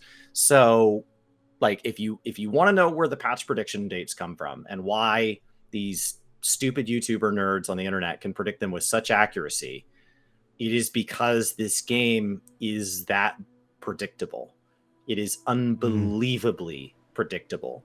I had FanFest within 14 days, like 11 months out. 11 months out, I was almost spot on. And like, I'm not even close to like the brightest or most in tune person in the community by any stretch. So like, I find this question, if it's my turn to be frustrated, Brian, I find this question stupid. We have reclears on Tuesdays. Yeah. Can you not release content on Tuesdays? Screw off. Yeah, dude. Like, I'm with you 100%. Like, what in the heck are you? Is this your first time ever in an MMO? Any MMO. Jeez, World of Warcraft releases content on Tuesdays. Do you mind adjusting your schedules that fits my schedule? Do you mind? We actually checked. We don't actually know when every raider raids. Yeah. Holy mother of pearls, dude. Mother of freaking pearls. Anyway. Welcome to Brian and Chris covering Q&As, where at least 2 out of every 5 will frustrate us. We'll just get you guys get so angry at Q&As. Yeah, we do. Gosh. But there's not that many of them, so it's okay. Oh. Well, you're sitting here like, oh, you made an argument, the last thing, that it's a matter of the volume of questions. It's like, we've seen Q&As. Like, honestly, our most rage-inducing content that we've ever like covered is when we have to cover a Q&A, because it's yeah. Well, hey, one question we like, one question Brian doesn't like, and one question I don't like, and we cycle. And it's just like, oh, for love of everything in this regards. Like, oh, let's see here. I haven't even fully read this question, Chris, but I'm just going to highlight it because I don't know if it's relevant. Have they considered that they clear on Tuesday because that's the reset day, which is the reset day? That's the day that it releases. Like, that's how it's all structured. It's What if we move it all to Wednesdays? Well, then they'd probably clear on Wednesdays, and then we probably shouldn't release content on Wednesdays. Can you just anyway? Like, Yoshi-P, can you work around my schedule? That's what I think what frustrates me is like a lot of the questions just feel like, this is why they release on Tuesdays, because that means that like a lot of people clear on Fridays, a lot of people clear on Saturdays. They release it in the week because that allows them to stagger how many people are on the instance servers, because not everybody has weeknights available to them. I think also what I kind of just got when I get frustrated is that, and this is a me thing, but I look at it as like when I try to like ask questions, and when I try to like I try to think on it in like the trying to encapsulate the greatest number of players that would benefit from hearing the answer, right? And that's just how I've always approached any question that I've asked Yoshi-P. Like, hey, Yoshi-P, can you make the game better for me and me alone? Like, that's not how I think about it. I go, right. Hey, how can and then also to try and get insight or to provide feedback. And then this question just like some of these just feel like so like, it'd really help if I could have bangs, because that's what's hurting the game, and I just don't relate to those at all. All right, so this question is related to housing interior. It's housing question number 2. It seems that this is a position in the stairs and pillar outside of the house is fixed. I would like it to be flexible with the pillars for both personal and FC house, or having the option to remove the windows or set up the interior without windows on the walls or have no pillars or remove them for my own house. Would this be possible to implement such a feature? For this question, we are conducting a step-by-step testing here, although our testing reached a point that results in a house without any pillars whatsoever, but we do get comments where pillars at home ended up causing a hindrance during roleplay or other activities. So yeah, we're at the point where we're conducting testing right now. Eventually, we will implement them.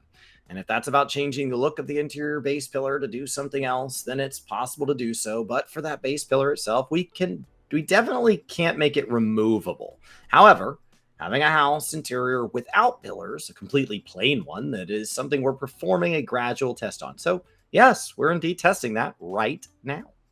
I've been managing a link shell that is specific to Triple Triad. Are there any plans to implement match audience mode or add new rules to Triple Triad? Thank you for playing Triple Triad. I like how there's a link shell. Like I was like, is this going to link shell question? And then it was like, that's irrelevant completely to the question. Go ahead. Thank you for playing Triple Triad. Well, I think there is already one for PvP mode and Mahjong as well when it comes to the audience mode. So applying that to Triple Triad shouldn't be an issue. Actually, we do receive requests on implementing audience mode for Golden Saucer related matches, even during real events. But we have other tasks to attend to, so we want to resolve those first. If we're working on this one, it's already 8 months since, so, well, what should I do? I mean, it's just an extension feature. Task-wise, this is actually a UI feature. So, yeah, this is related to UI. So, user face inner designer, artist and programmer would work on this, but we really can't tell when this is going to be implemented.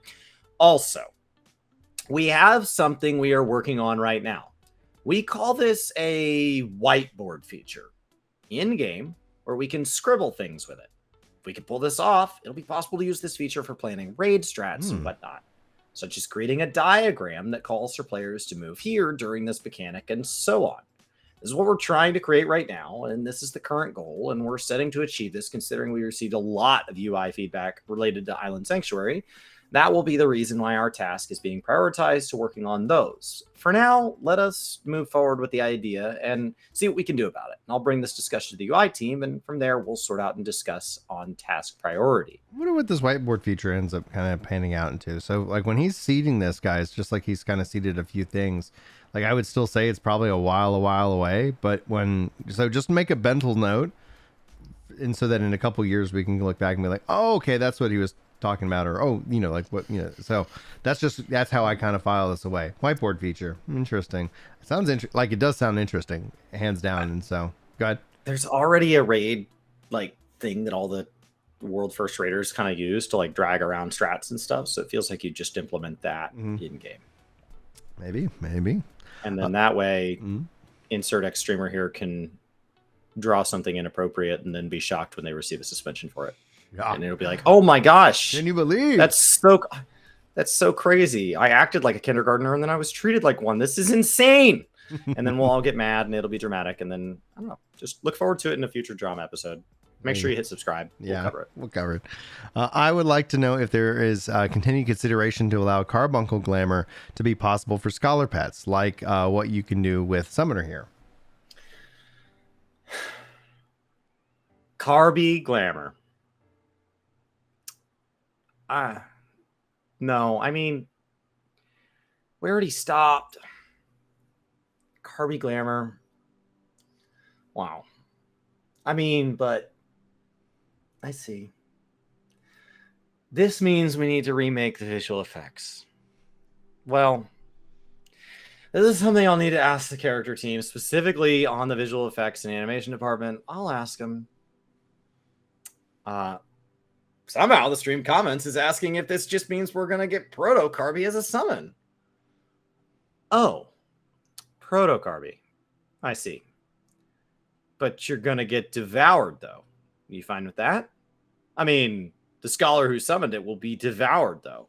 And you can see Proto Carby using some mysterious moves that might happen. So, yeah. It's sad that I hear that they stopped that. Obviously, can they you redid imagine Summoner. If you unlocked Proto Carby Glamour by successfully making it through the Devour mechanic without getting hit and getting a clear as cool. an achievement? That'd be awesome. Like the potential, especially for Summoner, is there. We've got Bard with its own musical thing. Like I think that opens up a lot of there's a lot of potential like in terms of all of that, and I'd love to see them be able to kind of come up with a system to explore that potential.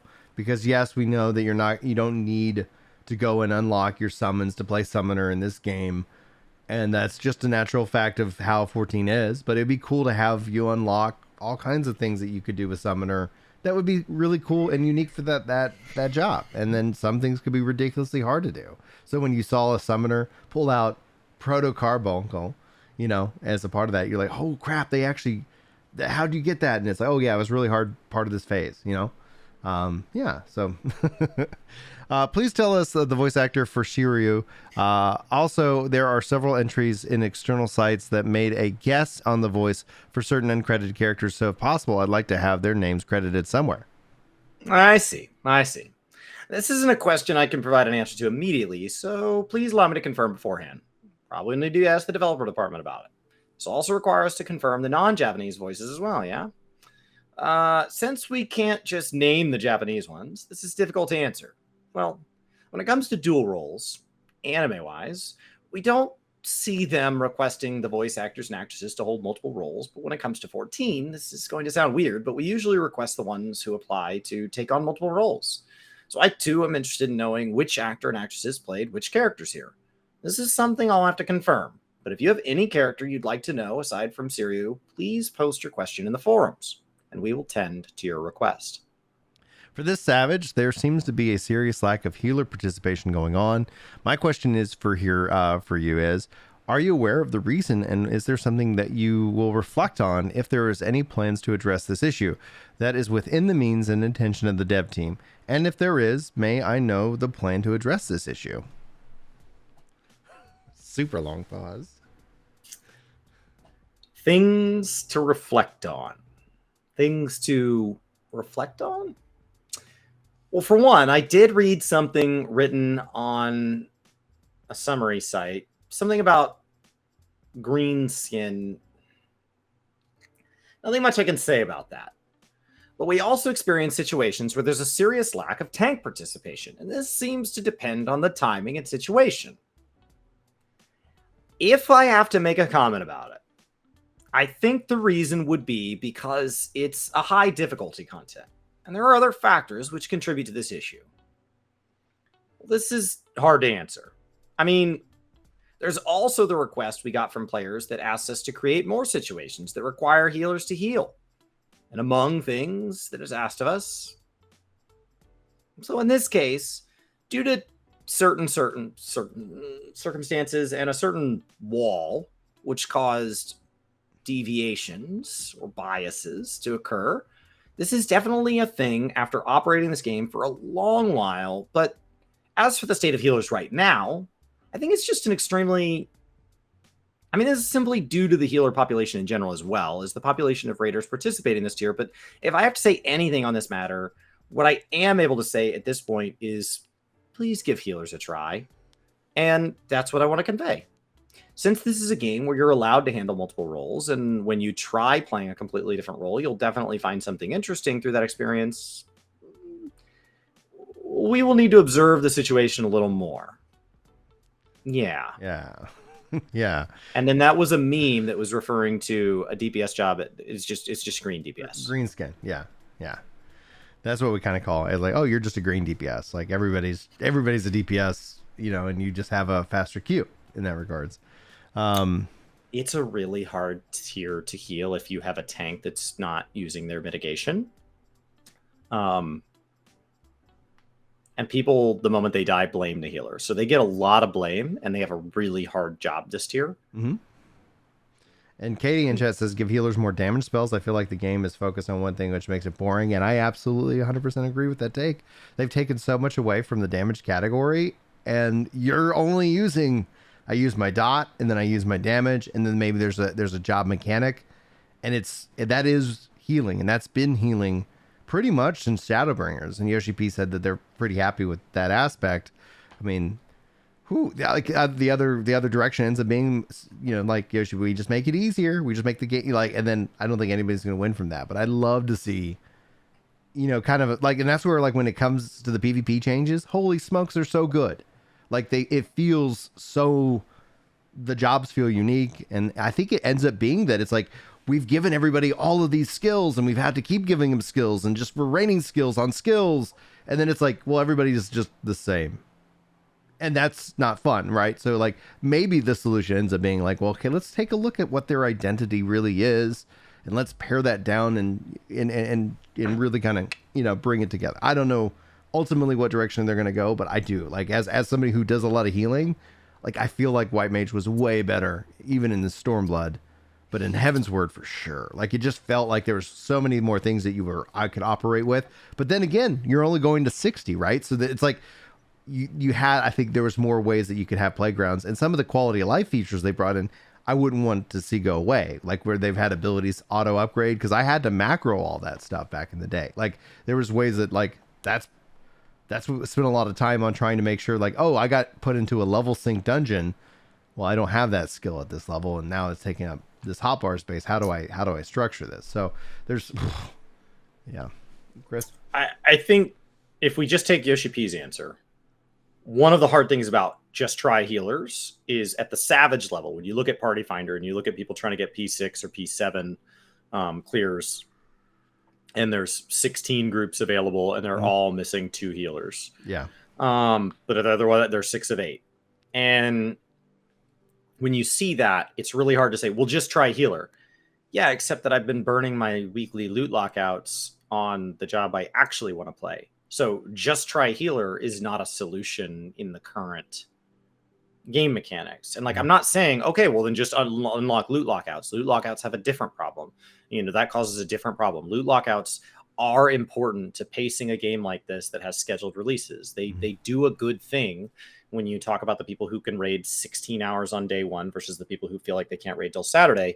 Loot lockouts are important. They universally say, hey, like, as long as you raid this week, then like you're caught up. And so it levels that playing field. But by tying a loot lock to a whole character, how do I just try healing? That's a big ask. Yeah. In the past, Producer Live Letters, you mentioned that this will not concern us if we are just playing the game normally, and that we have been playing the game normally, but somehow I see a third-party tool terms. Those are against the rules and regulations being listed as required on the lodestone or even mentioned in the forums. And I personally dislike talking about third-party tools, so I had to mention to those players about how using third-party tools during recruitment and whatnot are against the rules. And this really upsets me sometimes. So if you have plans on trying to provide warnings to those who continue to use third-party tools, or any plans that deal with those who are using third-party tools, I would like to know. This is the gift that keeps on giving, man. We have no plans on trying to delve into this issue any further. I'm aware of how impactful my words are when it comes to this issue. So if I'm to keep providing further explanation on this issue, like, for example, saying using such and such in particular is against the TOS, it will cause a terrifying amount of mass reports that will turn into an issue, and what's the point of even playing the game? So yeah. If you were to ask me if I would go out of my way to crack down on third-party sites that upload everyone's data, just in case you guys don't know where this site is, and I am well aware of how much of a nuisance that site has caused, having to see the numbers we don't want to see that are normally not displayed in game and then get told about it, as mentioned before, if we are told that this concerns personal issues, it's not something we could do. This is something we have to keep fighting with, and this could end up really unhealthy. Of course, if we could quash them for causing troubles, we would have done it already.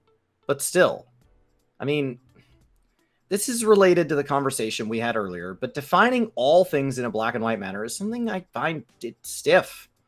Of course, this depends on personality as well. My real intention is to create things that are fun. And that's what I've been doing up until now. And I try to avoid doing things that cause people to feel discomfort. Still, this is getting out of topic, but I believe I've been saying more than what I should have on this matter. Be it as a member of this company, as a board director, as a gamer, in personal capacity, and as someone who obtained full trust from the company, I've likely touched on this topic more than I should have.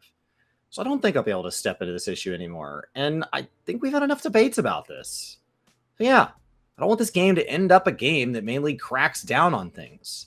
And I don't want to create a game like this either. If we have to remove everything, then we might as well not work on the game. And it'll be a game where everything becomes a mess. So even if I get pressed on this issue, it's going to be nothing but trouble. So I apologize, since this is going to be the answer I'll provide for now. I'm proud of him for that. It's like, seriously, it's the witch hunting mindset, but I still hope that they get that relationship with these third parties in terms of what people are using and then brings it in, which is what should have been doing all this time. So it's a, I don't know what people want. Things like the balanced Discord and stuff. He has talked about using some of these discussion Reddits and stuff to inform his stat priority. So like, he as a player gets value from it. Mm-hmm. He as a board director has to protect Square Enix's interests, which is never to take and let their stuff be used by a third party with no control monetization. There's no benefit. It can only be neutral or bad for them. So Square Enix's official policy is, if it doesn't benefit us, don't do it. And him as a player, he's like, I get why people want this info. And he's just stuck there. And people are like, he should just be really clear. You don't want that. You don't want that. I don't know if any of you ever had a parent like that, you know, you said, hey, can I go to my friends on Friday? And they said, I don't know yet. We have to see what the schedule's doing. Well, can't you just give me an answer? I can. If I have to give you an answer right now, the answer's going to be no. So do you want me to answer? And as somebody that's trying to make a game that's just fun, there are people out there that are trying to use this information to teach and to grow and to learn. And, you know, I think when you have people that are trying to just improve and they're not hurting anybody else, especially since some of these third-party add-ons are used to help people with like visual and hearing disabilities and all that. So like, yes, there are people that take it too far, and we can all think of those examples, but you also have a lot of people that are just minding their own freaking business. Yeah. Oh, yeah. All right. Recently, it seems that Carbuncle isn't really active in battle, and there's no increase in glamour for Carbuncles. Furthermore, they disappear whenever I use fashion accessories. I understand that this is due to specific issues, but I feel really bad for Carbuncle, so I want to know if they have any plans on propping up Carbuncle. So, question about all things Carby. Putting something up that props up Carby, you say? Well, yeah, I see. When it comes to issues that require us to do something about display priority and whatnot, yeah, Carby gets brought up when it comes to the pinpointing of the issues. Well, about Carbuncle, we do want to think of developing items and whatnot, which is the theme is related to Carbuncle. But if you're asking whether we have any immediate plans, then what I can say here is that we are considering something on Carbuncle's ancestor, which is Proto-Carbuncle. Like their ecology, the way they attack and whatnot, please allow us to consider on this idea for now until we can come out with something about it.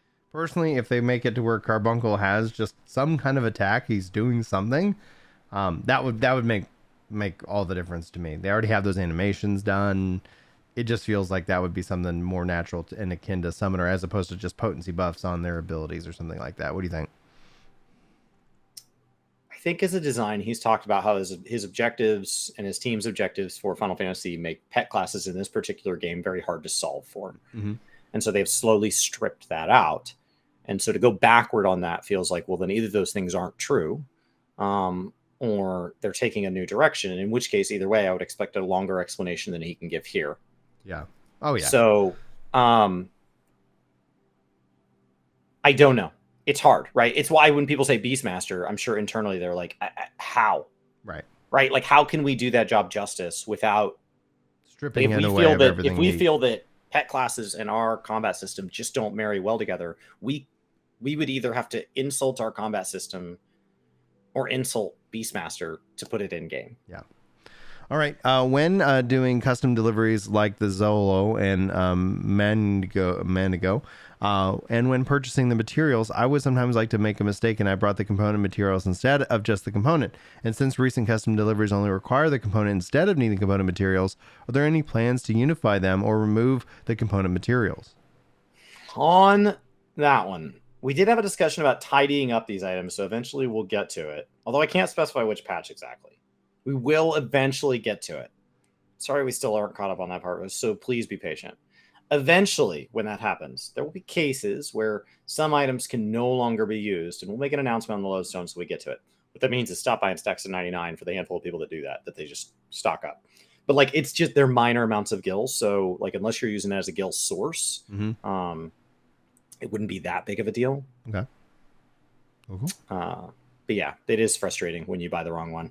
I don't even then correct it with the extra actions. I just toss them in the trash and go buy the correct ones. He's like, all right, good now. Oops. I'm playing this game with keyboard and mouse. When I right click during combat and turn the camera around, I sometimes end up targeting my party members, and sometimes I got detached from targeting the boss. And somehow this broke my my rotation, and it feels slightly annoying.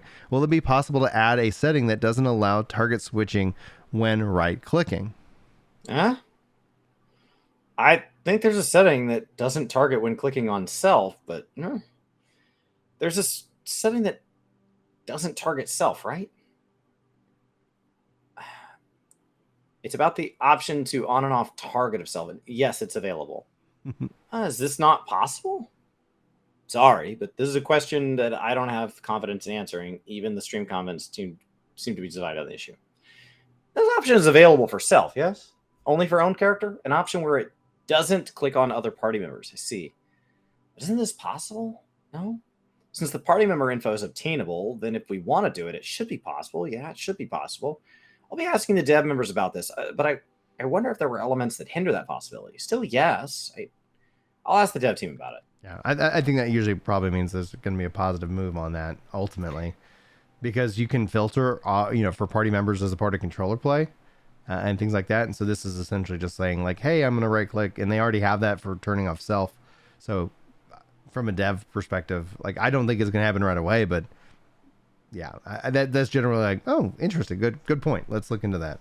All right. If any new players wonder why the UI is like tabs on windows, on sliders, on boxes, on tabs, on bars, it's because of questions like this. And I don't mean that as a dig. I just mean like, we've gotten there through continued feedback on, we built the game the way we play it, and then they have continued supporting. So every time you ask questions like this, they're going to add more. They generally say like, if this is possible, we'll add it. And they generally do.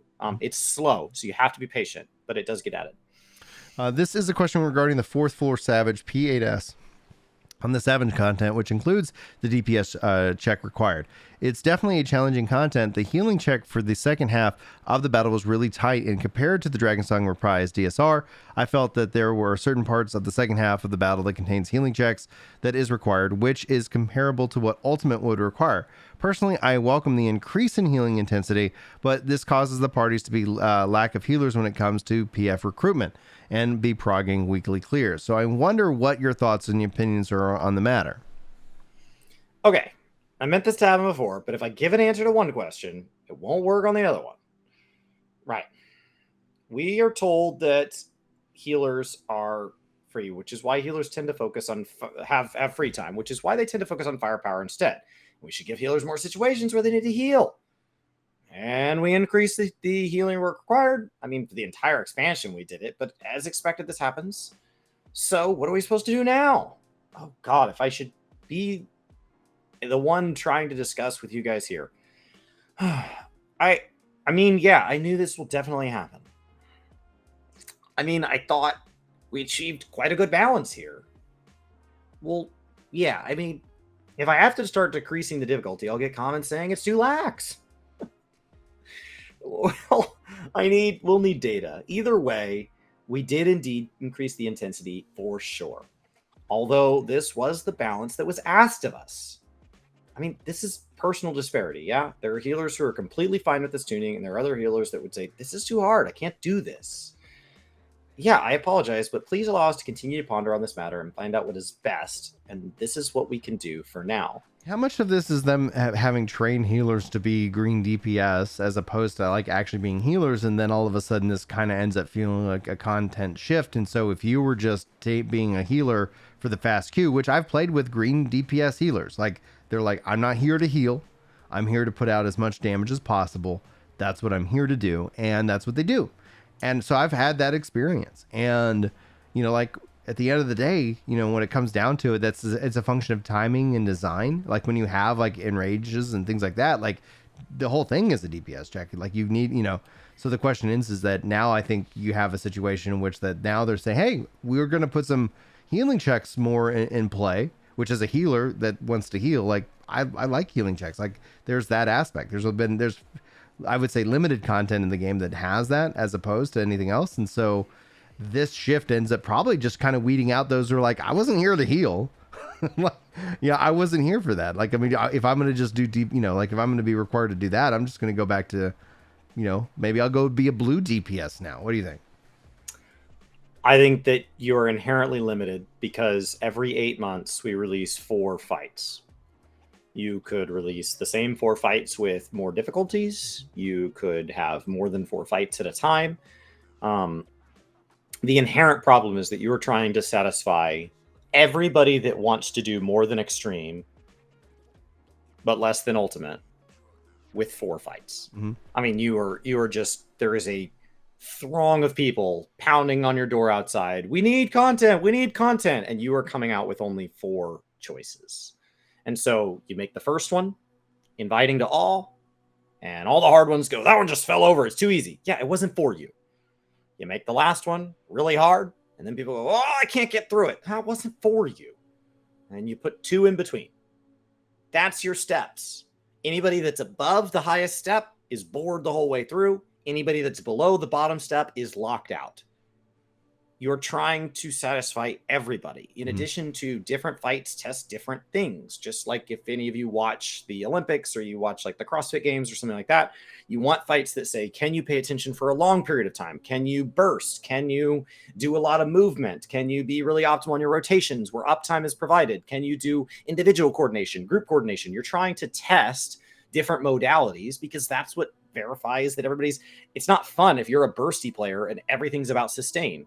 And so in a game, you also want to have variety within the mechanics so that you're testing all these different ways to play that are all at that top end. So now you're trying to satisfy 4 different difficulties across a variety of skill sets that's available to all jobs, but doesn't play preference to any jobs.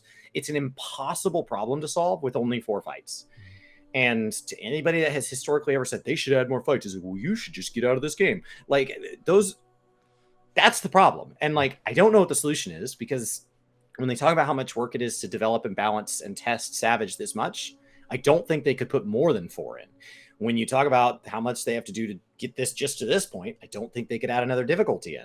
So like something would have to fundamentally change, or this will always be a problem. It's just baked into, we get a lot of pros out of the system we have right now, but this is one of these the are cons. some of the cons. These are some of the trade-offs. I've said this multiple times. People are like, no. And it's like, no. Like, this is the reality. And it's like, are you willing to now sacrifice some of this convenience? And this comes down to, my question ends up coming down to a question of convenience.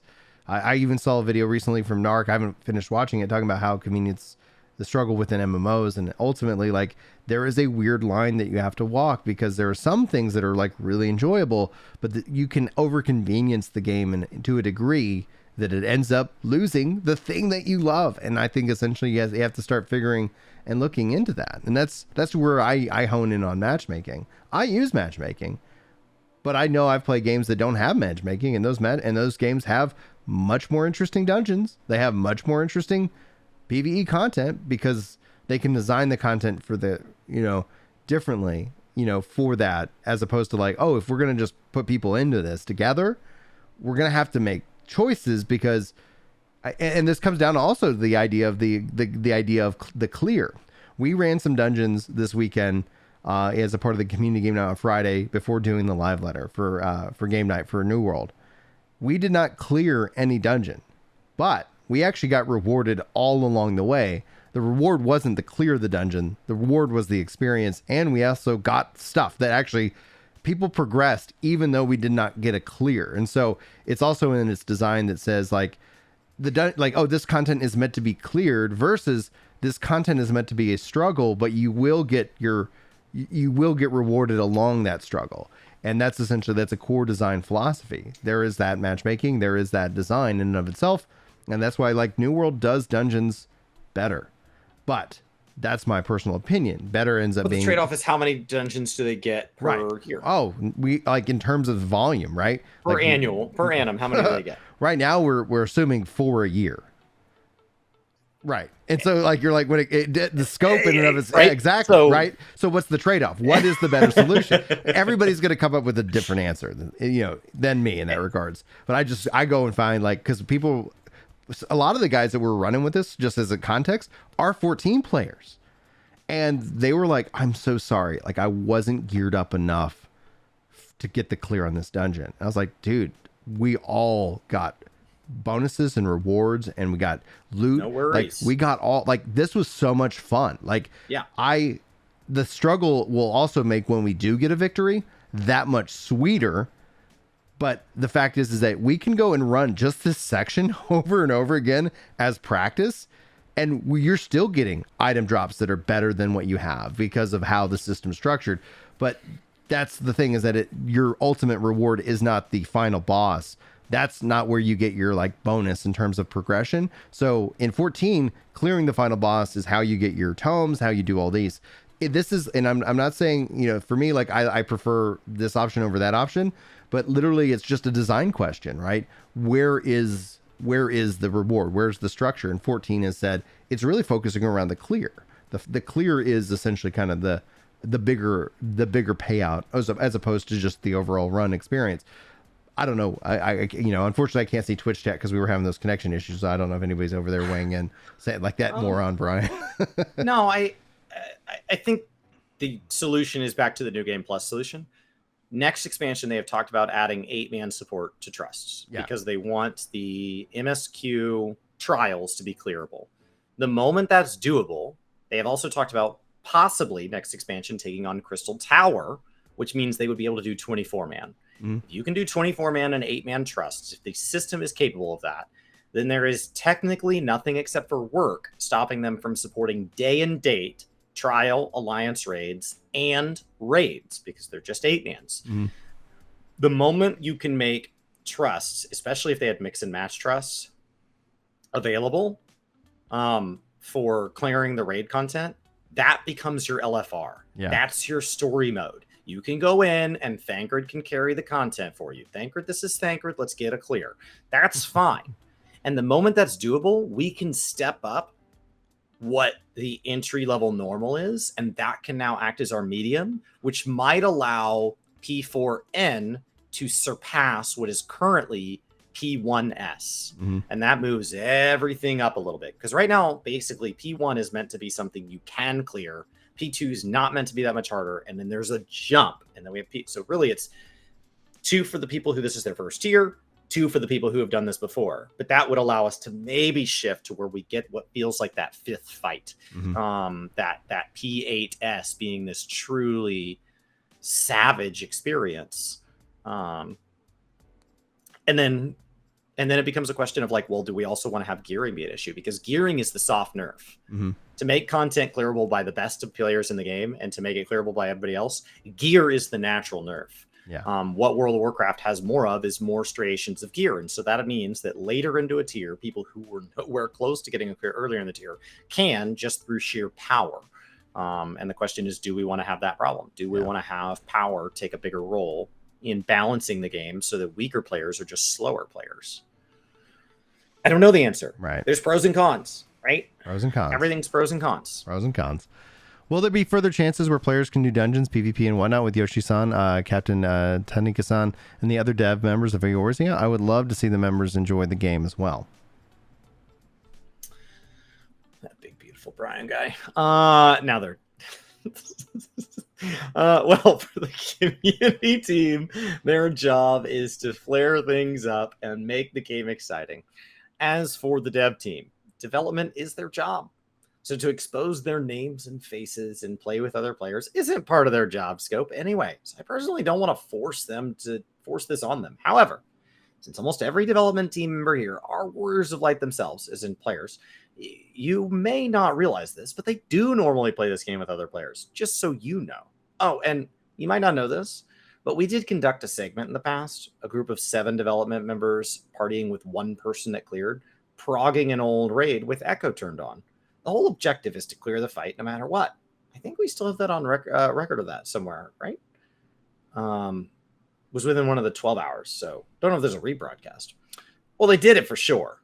They are hardcore players here, and they really went all out to the point they can't really work that day. Seriously. Well, yeah, the balance can be difficult to achieve anyway. Well, even if I actually play the game a lot, and I do have a lot of players praise my skill and so on, but there are much more higher skilled players out there, yeah? So yeah, I don't really want to force this on the development staff, and I don't want them to go through such trouble. You may think I can do this without facing issues much, but I can tell you that it's tiring.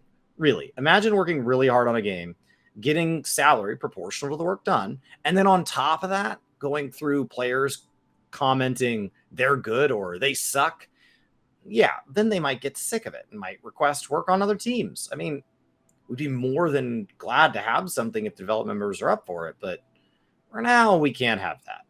No, that'd be a. Oh, and imagine then you're having a bad day, and it's like, no. Like the anonymous aspect, especially devs can get like real feedback without being like, oh hey, yeah, I would, if I was working on this game, out like the non-content creator aspect, because I'd have to disclose like, hey guys, I'm working on the game and just letting you know, blah blah. But it's like in-game playing, like I would literally not let anybody know that, because then I can get a real honest take as opposed to one way or the other, in that regards.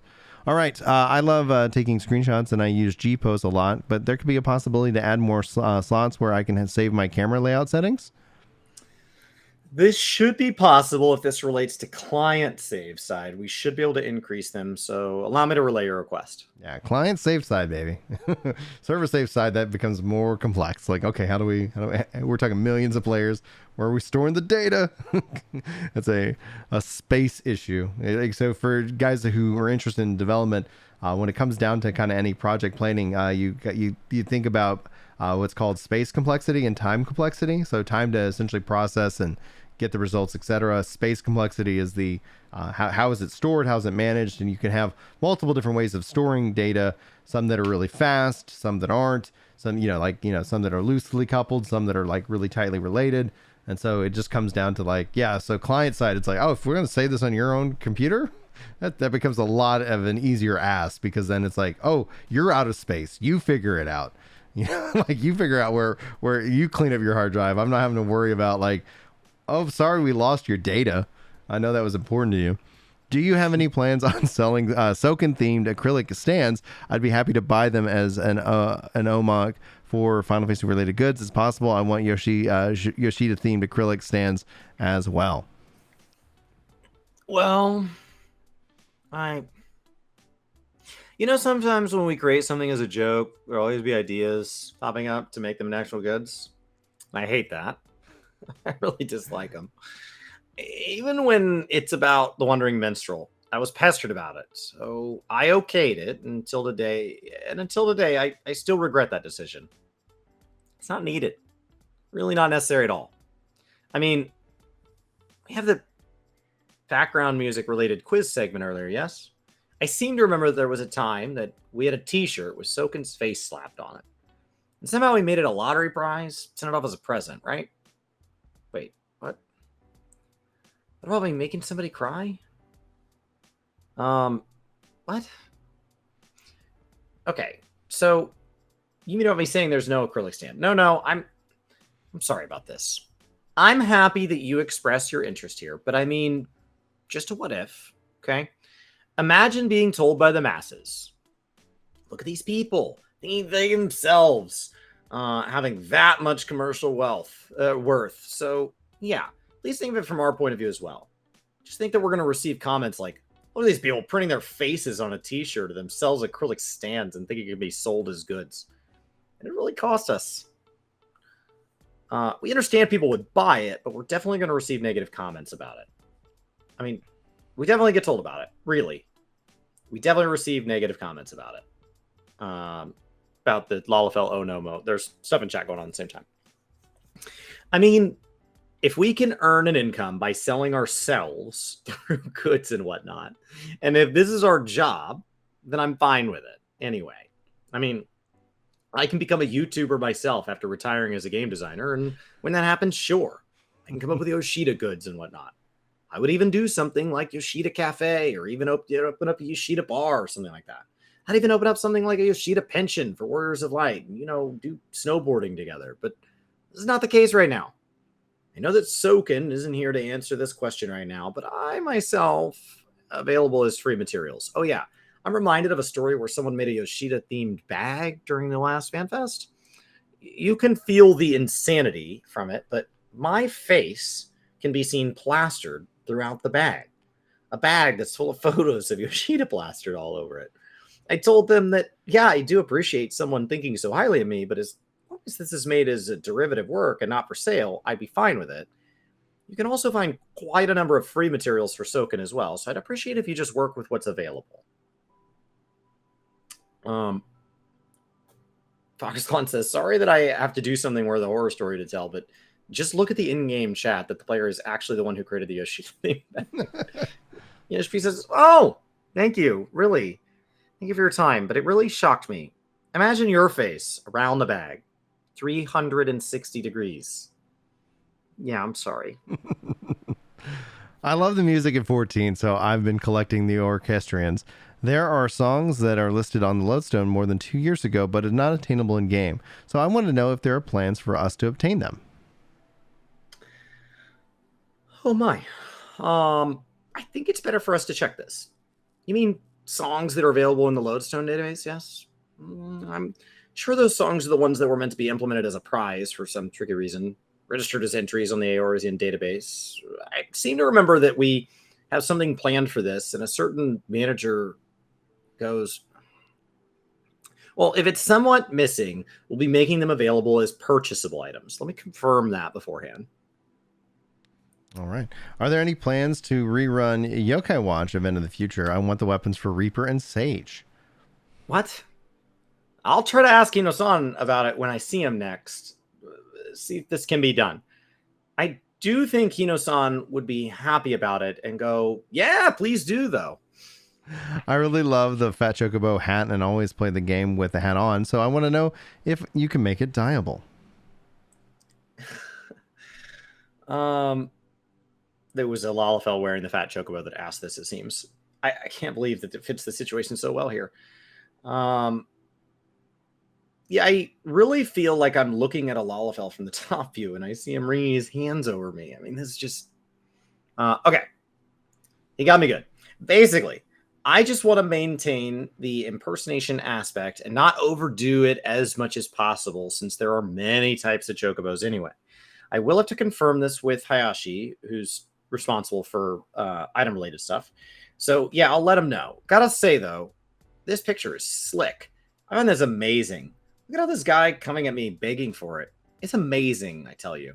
Sometimes that Lalafell would just raise his head. The Lalafell then looks at the camera. See that? I'd say, okay, let me just say this. Please bring forward the idea. Thank you. That's good. He won for sure. All right, let's see here. Hi there. I'm an old warrior light who is around the same age range as Yoshi-P. Oh, I've cleared all Savage and Ultimates released so far. That's amazing. So I am interested to know how many players around 50 years old have cleared high difficulty raids. I'm really interested in the age range here, so hopefully I can use this data to encourage other warriors of light of the same age as well. I see. But to tell the truth, to link age with those who cleared is one data we don't possess, because I think it's kind of rude to do so. Naturally, we do consider the trends in age distribution, gender distribution, or continued duration of 14 players as marketing and promotional ideas data, but still, we don't really consider age range when it comes to raid clears.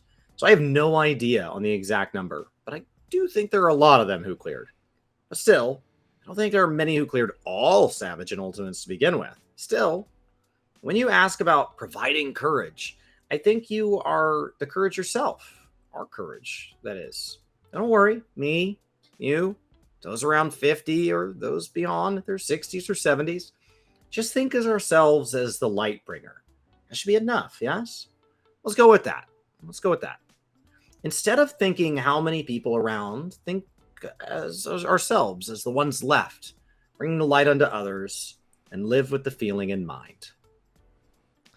Years ago, you mentioned that there's a huge hurdle to get past when collaborating with Kingdom Hearts series. So is this still a possibility? Of course, I'd be fine with just the characters from Square Enix aside, even though I don't think Square Enix actually owns those characters. Of course, I'd be fine with us providing... I'm aware of the other side needs to improve when it comes to costumes and weapons and so on. And I'm still right and assuming so. I'll also say we probably wouldn't want Disney anywhere near 14 in terms of any kind of connection. But anyway, Chris, I'll let you jump in. Yeah, it's as you said. I mean, I don't really want a simple collab with just costumes as a reward. When it comes to Kingdom Hearts, definitely it'll involve something like the characters, story, and lore of that series. And we would like to connect our world with theirs as well. In other words, a crossover is something I would want to do. When it comes to this, it becomes something where I cannot say anything about it, nor can I promise anything. So if I don't do something like increasing 5% of the player's sub fee, this definitely won't be a reality for now. This isn't a possible, yeah. You think of it as something that can be easily done, but I got to tell you that the business world isn't a gentle one when dealing with such a huge company situated in North America, the one that is dominating the entertainment industry around the world. And you take things lightly, you're going to get told that you're some really ignorant fella who knows nothing about that world. Yeah. Oh, I bet they want a fat check to even take that meeting. Yeah. Like, wait a minute. They bought Fox. Why? Because we can. Do you guys like sports? No. I don't know, but we're buying them. Yeah. I'm currently in a second-year university student who's majoring in robotics, and I got hooked with playing 14 3 years ago, and now aiming to join Square Enix. But my current major is very disconnected far from being related to the game design. So my question here is that what I should do in order to work under you. Listing this capacity like his knowledge in Python, C, MATLAB, related skills, and so on. You mentioned before that in order to work on battle-related, I need to have some calculation skills, and that I happen to be good at math, so I'm having high hopes there. But I would like to think that I should do so I can join the battle team and work under you, and I want to know what skills are required for me in order to work under you. I mean, if you have the skills you listed in chat, then I think you have what it takes to join our company. I definitely appreciate skilled people like you, and you have what it takes to work on the battle-related task. I want to know if battle content is open for applications. It's open, right? I think if you look at the battle content recruitment section, you'll find that you're required to write a plan on creating a dungeon and so on. So can you think up one? Write it in, send it to us. I mean, we have Nakagawa, who's originally an assembler and worked on things completely unrelated to the game, and he joined us with an engineering background. So I think it's possible. So just look at the recruitment section, and you'll be asked to send us an assignment. If you truly love Final Fantasy XIV, you can definitely cook up something about it. Content you thought up on your own. So please give it a try. One of the good things about our company here is that we're not a company where you can no longer try after your application gets rejected. Our company will always be open for you to challenge again. So if you want to know what you lack and so on, even if you don't have what it takes right now, I think this is something we can let you know about. Just come out with something with your best of ability, something you spent effort on and so on. Just think of creating something with the purpose of learning from it. And with perseverance, come up with a battle content and its specification that's unique to you and submit it to us. When it comes to your literacy, well, we're professionals here. We can definitely tell. So please give it a try. To tell the truth, we don't have